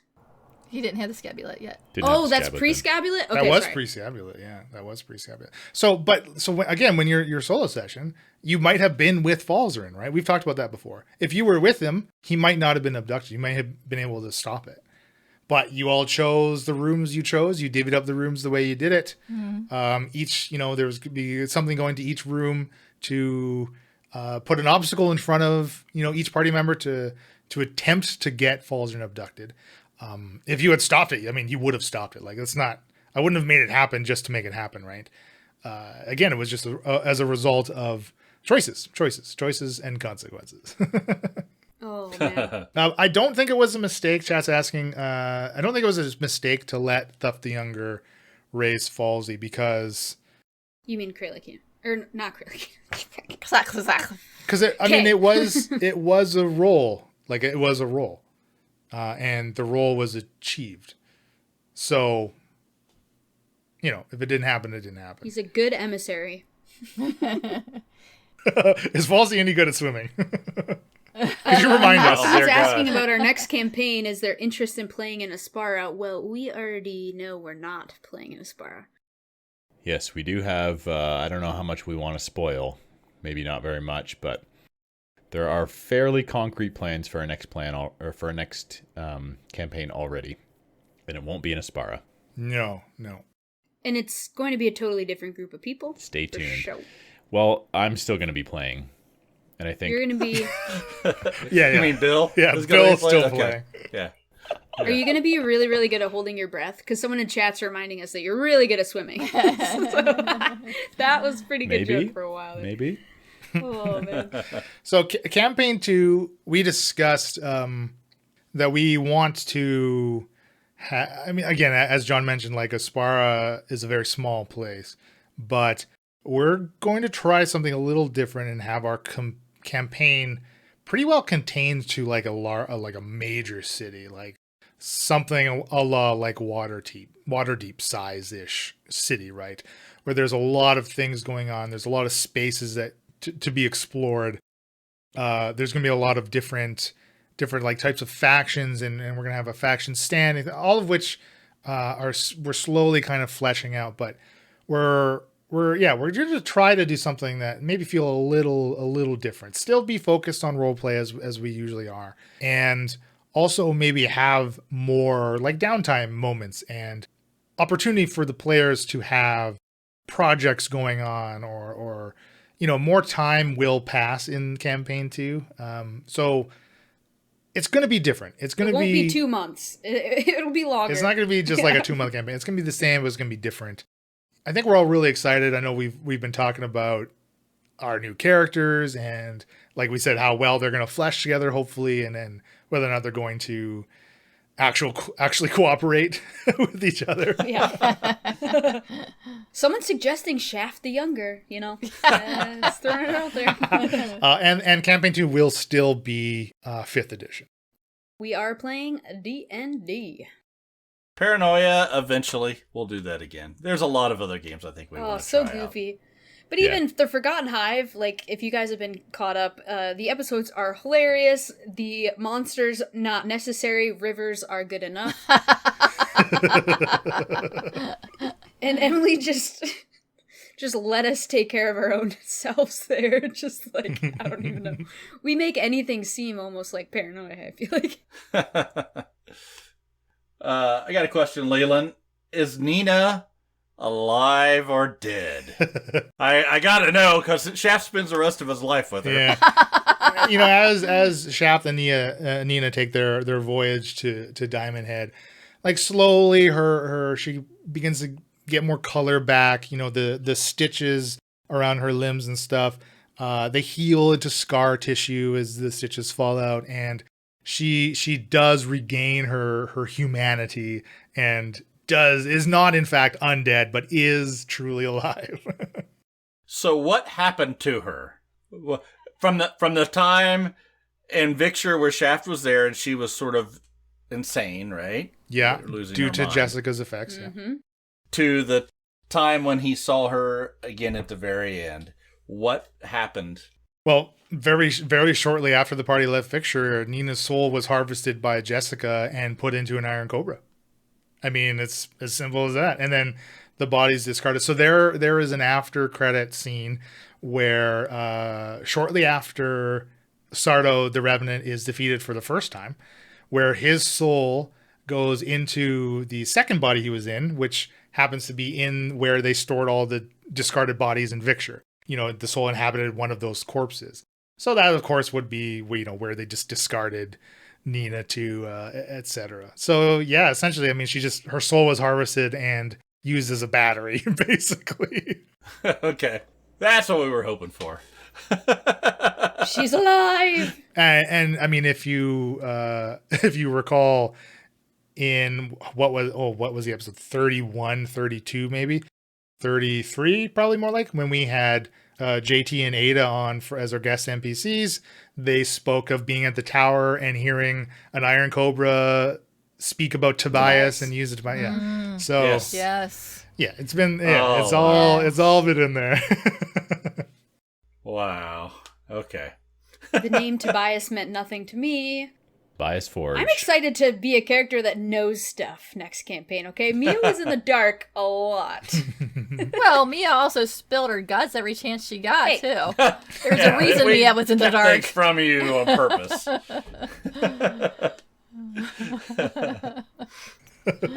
That's Mia being Mia, alright? Exactly, which is why she didn't know anything.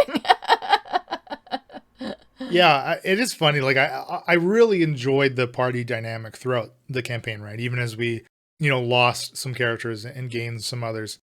But yeah, I think I will say, like, the type of character that Shaft is definitely like hinders play in a lot of ways. The immediate first example of that I get was when the party was on their way to Goldham. And Shaft, I gotta sit down for a little bit, I don't feel real good. And the rest of the party is fighting the Ankegs in the rubble around Goldham. And Shaft uses his Eye of Scrying on Isabella.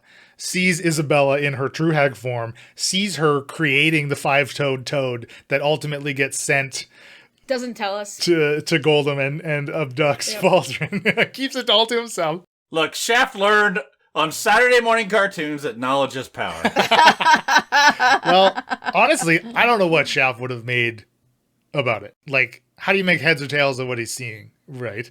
Yeah, well, true. Yeah. But knowing that she's more powerful or a different person than she lets on would have been helpful. Yeah. Well, you discover that pretty quickly once Falsey gets abducted. I guess, yeah.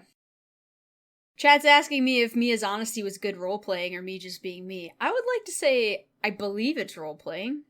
Because Bryn was basically based off like of me. to say that. I would like to say that. I think I lean toward being a truthful person in real life and not deceiving, but playing Bryn was more like playing myself. Like, what would Elena do? Just not really having to roleplay, just being myself. And I think Bill got more into being able to roleplay Falzarin as a character instead of just being himself. I didn't really get there with Bryn. I was working towards it. We are going to go into Druid and things like that, but... So if Falzarin had died, and Thuff the Younger had not resurrected him, what would have been the plan moving forward? Would Falzarin have taken over an NPC, or would we have created a whole new character for that final bit? I mean, maybe he would have let Bill make a new character. The origin of that character probably would have been influenced by your current surroundings, right? But like I said, it wouldn't have restricted in whatever type of character Bill might have wanted to build or play. We just would have adjusted it, and maybe maybe an explanation why they're there or how they join up might feel a little thin, especially that far into the campaign. But So, like, Falzarin's long lost twin brother. Yeah, That's Balzarin. also a wizard. Paul Zarin. Oh, of course, that's Paul Zarin. Paul Zarin. Paul Zarin. I honestly thought about that with the fight with Kay, because I was like, basically willing to end Mia's story there if it had to.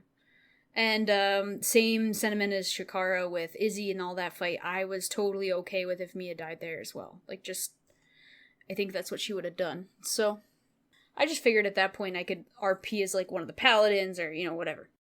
So Chad asks, how exactly did Shaft's brother Danzig get mixed up with Izzy's crew? Well, it actually wasn't Isabella's crew, but Danzig was involved with the cult of Kralakina. With Erica. Yeah. Yeah, which was tied to Erica as well. But I don't know, maybe John, you can fill in like why would Danzig be drawn to something like that?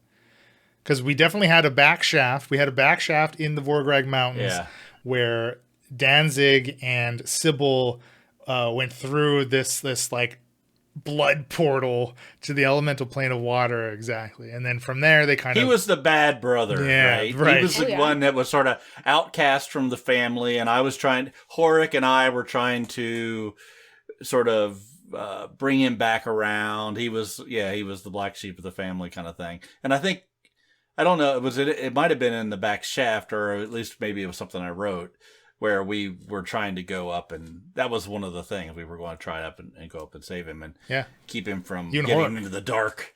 Or, Horik and I, Yeah, so that's how he got mixed up with that. He read some books and wanted the power to stand out within the family, make something out of himself. Well, also like Sybil's influence too, right? So because Danzig was meant to be the what did I call it? The matron's vessel, I think. Like the sacrifice. Krelakina's wife vessel. Like he was to be turned into the vessel for Krelakina's wife. One of my favorite scenes was there at the end when Shaft ran up and he said, "Save me," and then he disappeared, right? Because the redemption, I gotta save my brother. That was more important than, even though he was, causing problems. He was like pickled and stinky. I love it. It's just like... he finally got buried at the end. We didn't leave him in Zexa. So good. What happened to the Tritons? Didn't we ask them for help at some point? We never heard. No, I mean honestly, once you dealt with Krelakina, it was Slava gave Falzarin Sending Stone, and that was the last you ever interacted with. Sending Stone never used. All right. Something I kind of want for the next campaign, a Sending Stone. Yes. Precious spell slots. The whole logic of I'm not going to send this to Shaft because he won't reply much. I'm going to send this to Shakar, and then she doesn't say reply. Anything. Yeah. I mean, my favorite sending spell, Hesitancy, the SPH, was in Heraklion when you were separated from Grimby after the safety shell went up, and you just didn't know what or where he was. And there's so much humming and hawing about sending Grimby a sending spell. It's just... I know. XOXO. Bill, question for you from chat. What is the biggest part of Falsey's background that we never got introduced to? I don't know that it needed to happen. I'm fine that it didn't, but... That he can hold his breath for a long time. Yeah. I feel like there could have been more time spent focusing on that and really fleshing that out. But, you can only fit so much in. How you got in all that information about how you could swim fast. Right. I mean, there's only so much time. Yeah, so part of how he ended up on Heraklion, he was actually born on the mainland. I don't know if we touched on this at all, or maybe only briefly, but so he was born to a family on the mainland, and then there was a shipwreck, disaster struck, and his family perished, but he survived. Oh, we did go over it, yeah, because that's how he knows the Tritons. Yes. Okay, so we did touch on it a little bit, I guess. Yeah. Ultimately, that's where your relationship with Slava was formed. Obviously, that shipwreck caused by the Infinite Storm. But so Slava, found you and got you to Heraklion, basically, right? Right. And you were imparted through that kind of interaction, with a bit of Tritonness, which has allowed you. You had the swim speed and the holding the breath, the big feet. Yeah. Who raised you on How old were you when this happened, and who raised you on Heraklion? I would have been adolescent age, maybe starting to get into my teens, fairly young, in between the he raised himself 10 and in the 15. hard knocks of the evocation district. Literally hard because of the stone. Yes, but yeah, I didn't have anything all that more meaningful or in depth about Falzarin's backstory that I guess didn't come out. That was the main thing, was how he ended up being transitioning from being born on the mainland and then making his way to Heraklion, where he was raised by wizards, basically, having been orphaned essentially and rescued by the Tritons. So, yeah, no, I think Falzarin's backstory had enough come through.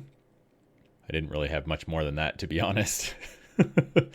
Did we think this would take 4.5 years? No. No. No, man. I mean, here's the thing. We started pre-COVID, right? And then, I don't know. COVID feels like a blur. That's of probably years. why it feels a lot longer than it was. Yeah. I mean, I'm not upset at how long it took, other than there was just so much that happened, and towards the end it was hard to remember everything because of previously stated lack of notes. I was ready for it to end, but also not ready for it to end. Agreed. We are getting pretty powerful. That's difficult to plan for. Yeah. Yeah, I don't know. I don't know what else. How to say that. We were having fun, but it was, I think, so many threads were out there that as it started to come together, you started to get some finality to it, that it felt right, that we were getting to that point where we knew it was time to wrap it all together. Mm-hmm. Yeah, and I definitely, like I said in the recording, I cried at the end, and then I listened to it again back, and I cried, and then I listened to it again just before we recorded this, and I cried. So I mean, I think we've said many times before, when you play role-playing games, you envision stuff in your mind. You think about it being a place. You have memories like vacations, right?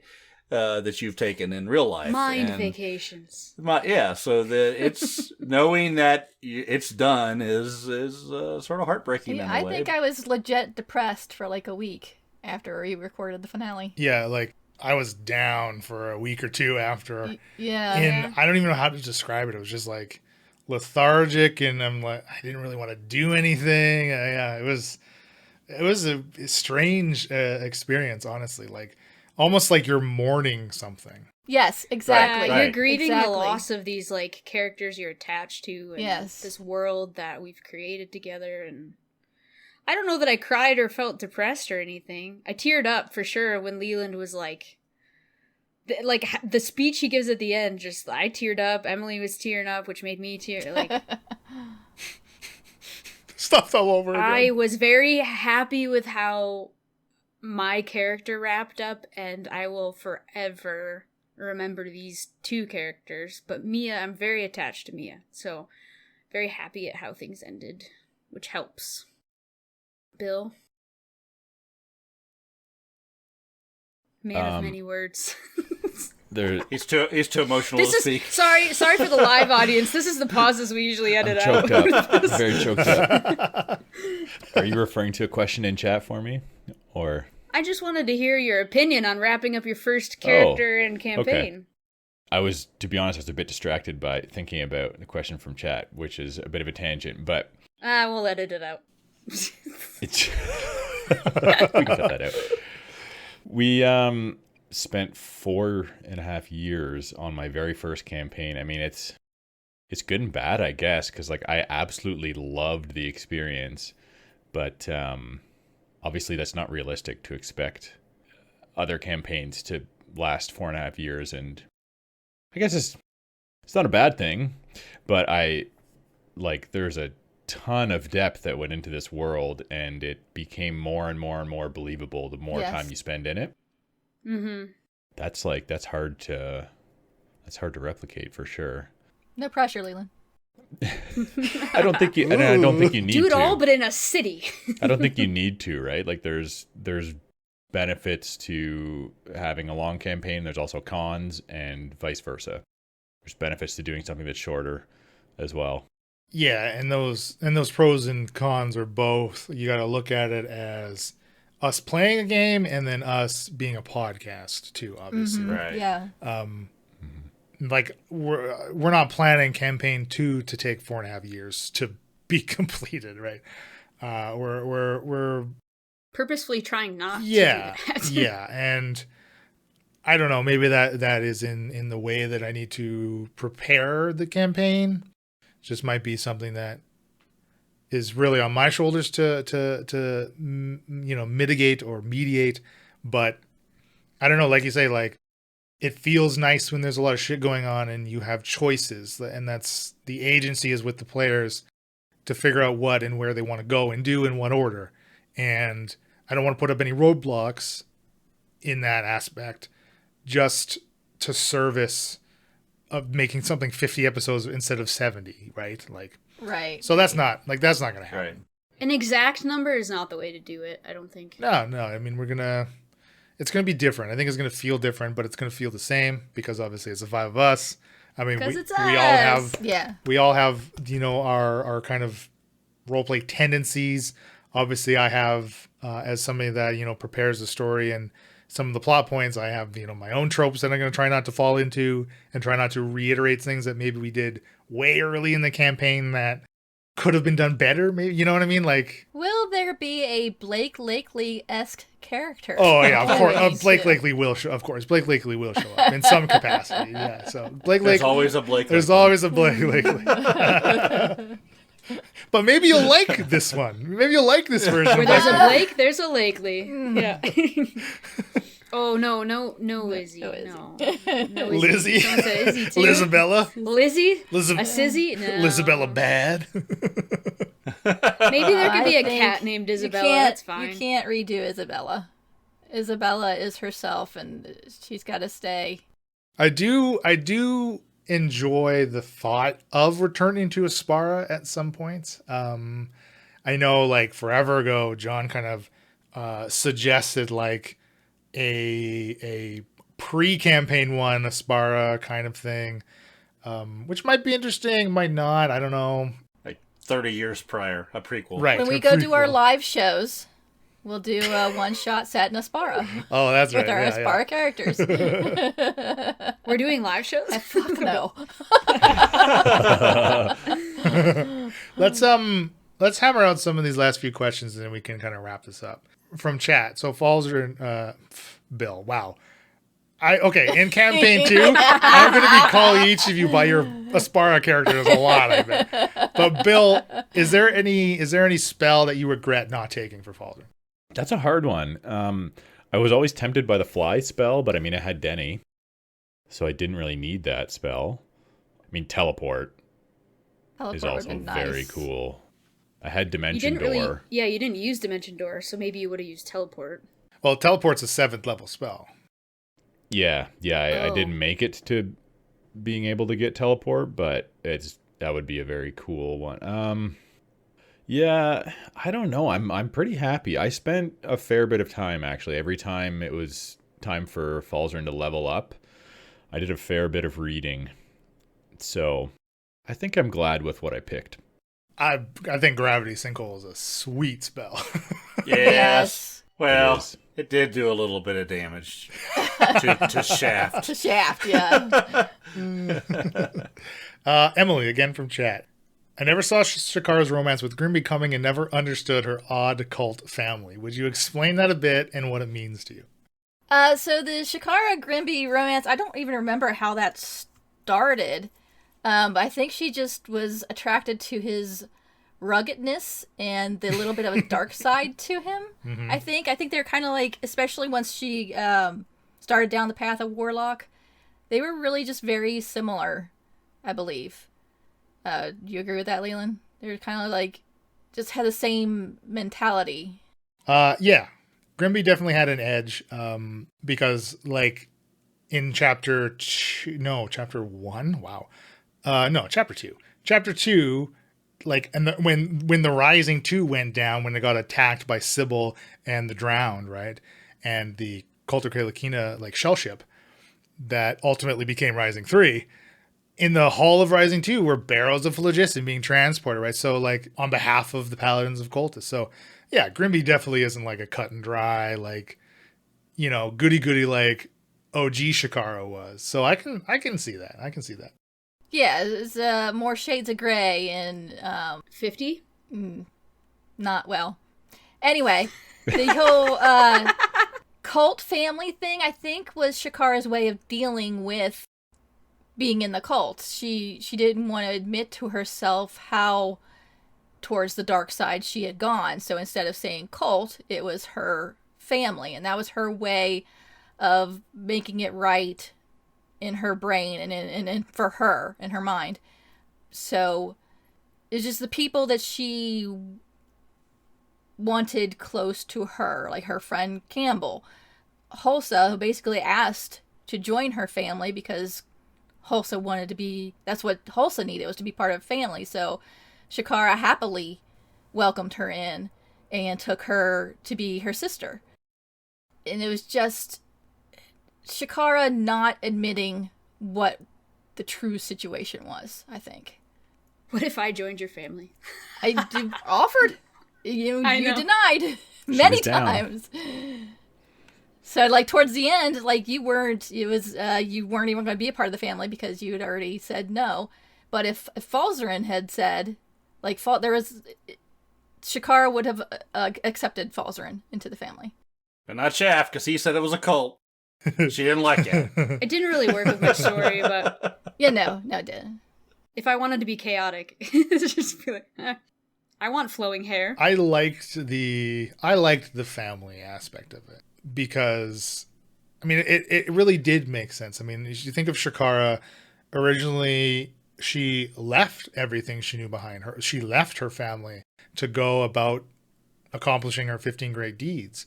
And while the great deeds became less important, I don't think Shakara ever really gave up on doing good, in any area. Like I don't believe that ever left the window, as far to the dark side that Shakara may have leaned. I don't think that it was ever completely abolished. The good was never completely abolished. Clearly, right? Obviously, and she was able to sway back to the kind of the heroic side of it and making the right choice for Aspara and ultimately for herself and the party, right?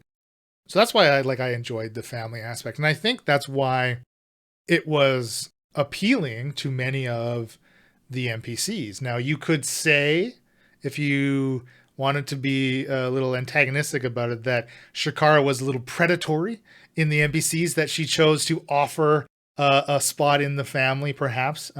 Only one. In maybe their moments, their downest moments. Only one. Well, I mean... Drag. Well, drag... Hulsa asked. Campbell was there from the very beginning. Okay. So predatory. It was that word. When drag was low, she offered him a way up. Offered him companionship and family. And vengeance. And the fact that he needed something and she took advantage of that's a side thing. She was there to give him what he needed at that moment. Is your family an MLM or what are they selling? If you work hard enough, you can recruitment process. Well, no, they're not selling, they're recruiting. So it's like, if I recruit you, you got to recruit two friends. Yes.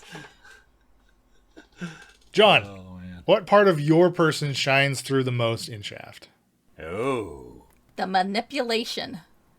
Says his wife. Oh boy. I would say, yeah. Shaft likes to take in information and think about it, and then use it to his advantage. And I think I do the same thing in a way. I don't always just blurt out stuff. I want to think about the information you get and then use it in an intelligent way. Some call that manipulation.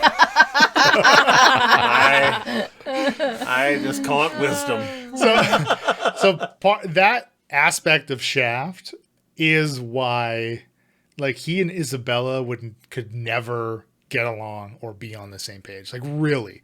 Because obviously Isabella has plenty of those manipulative tendencies.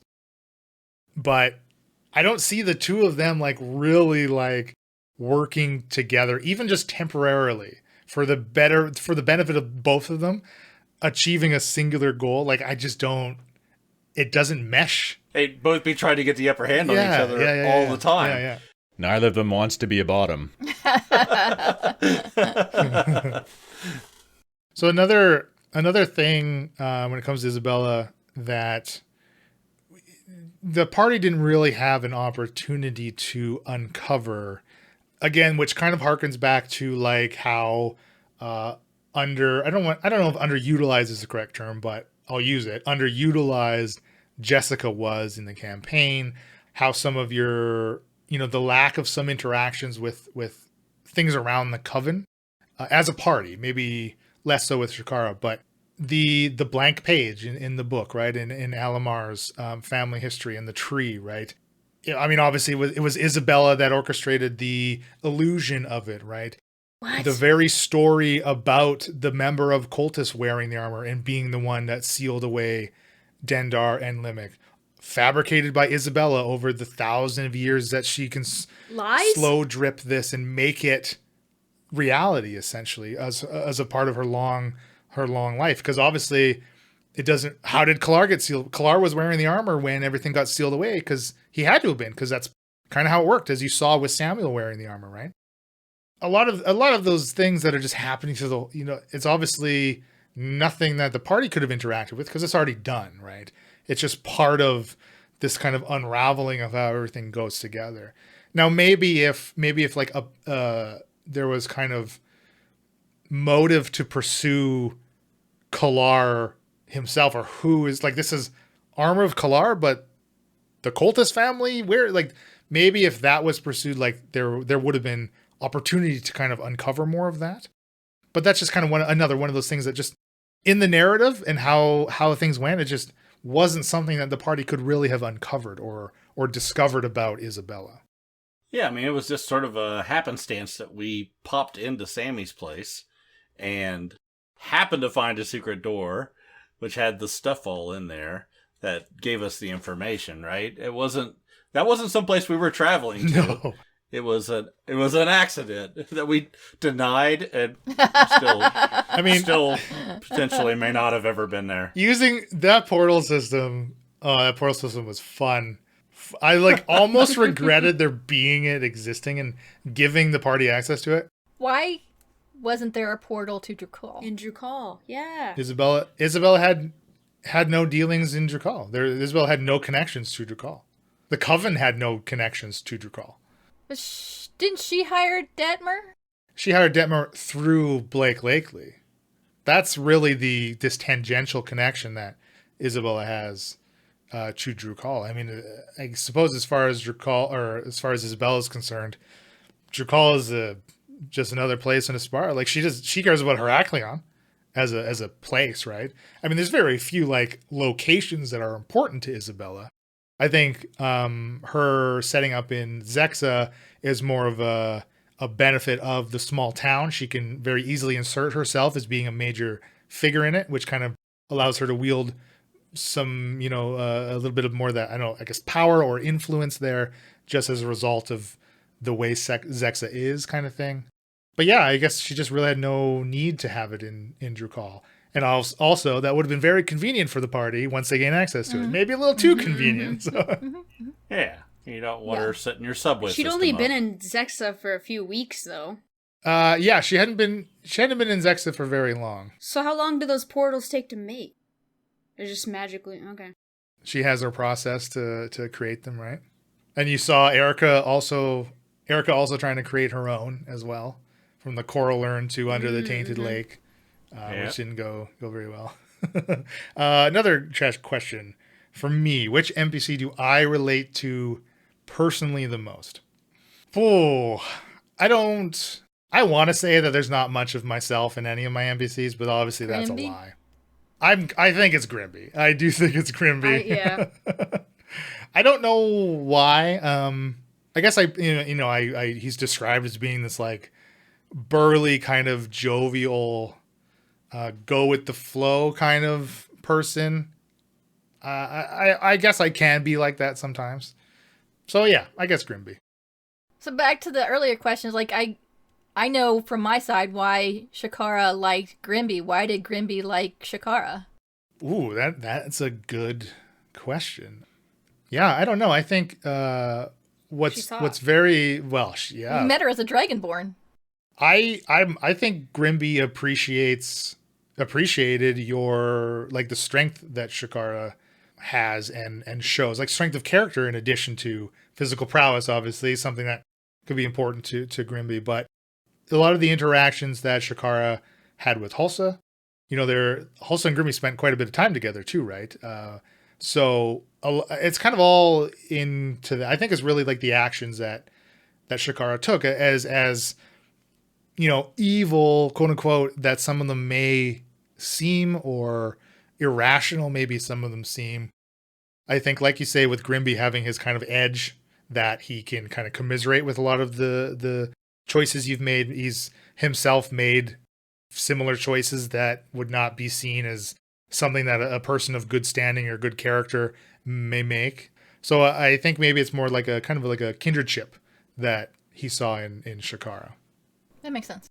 But yeah, that's I never really thought, why would Grimby want to be with Shakara? Shakara really took care of him when he was feeble-minded and cared about him a lot. Did he know that? I don't know. There's so many things that you during RP that you kind of have to Like a child knows. like hand wave. Yeah, like right, like a child knows that, you know, they're cared for, I suppose. Maybe something like that. He just came back to his wits about him and was like, I really feel like Shakar cares about him. I just know. I just know. Deep down in my peg leg. He's got all his legs. He's got both his legs. Okay. He's only missing a few fingers, that's it. All right, there's a good chance I'm going to pee my pants, so I think we need to wrap this up. Oh yeah, you were entertaining during our break, Craig. I will say if from the comment in chat about, you know, keeping one thing to change about the campaign, keeping fights shorter and lighter. If you have any suggestions like that, please send them to us. Like DM them to us in the Discord channel. Yeah. Send us a Twitter, an X message. Feedback. Over whatever social media. Like, yes, like if there's some aspect that you maybe want to see enhanced a little more, or something that we could pull away from, we're absolutely pleased. We very much appreciate the constructive criticism, and we're very grateful for it, and obviously grateful for our listeners and our patrons, everybody that participates in our Discord. I mean, we wouldn't be doing it if you weren't there, right? Like, Well, I suggest more stats too. Bill, we'll talk. You can find all our social media on incorrigibleparty.com. You can join our Discord and talk to us daily, because we talk a lot. Because we chat. Most of us.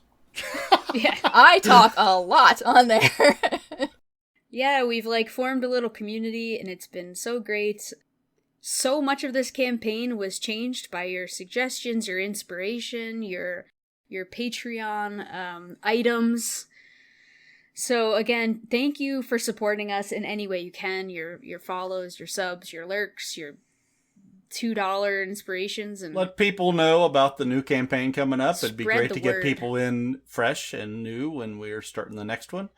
And it's a little daunting to tell somebody about a 4.5-year campaign, but Yes. starting a new one, you know, they might be willing to jump in and start from beginning with us. So a lot of people say they found us from word of mouth. So just tell people. Yeah. It really helps. It's always And cool I've to hear that. Heard some people say they don't want to listen to the end of this campaign because it would be over then. But I think it's really worth it. I think that last episode was really good, really well done. I'm really happy with the way it came out.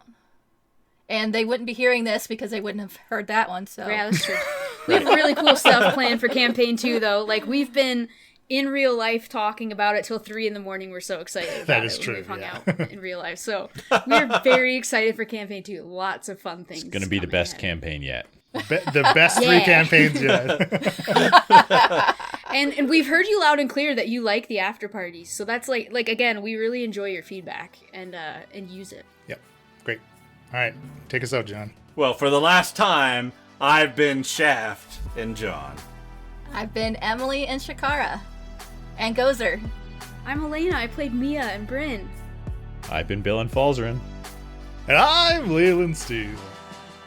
Happy I'm crying adventuring. again. Oh, Happy no. adventuring! Happy adventure. Happy adventuring. Ba, ba, ba, ba, ba, ba.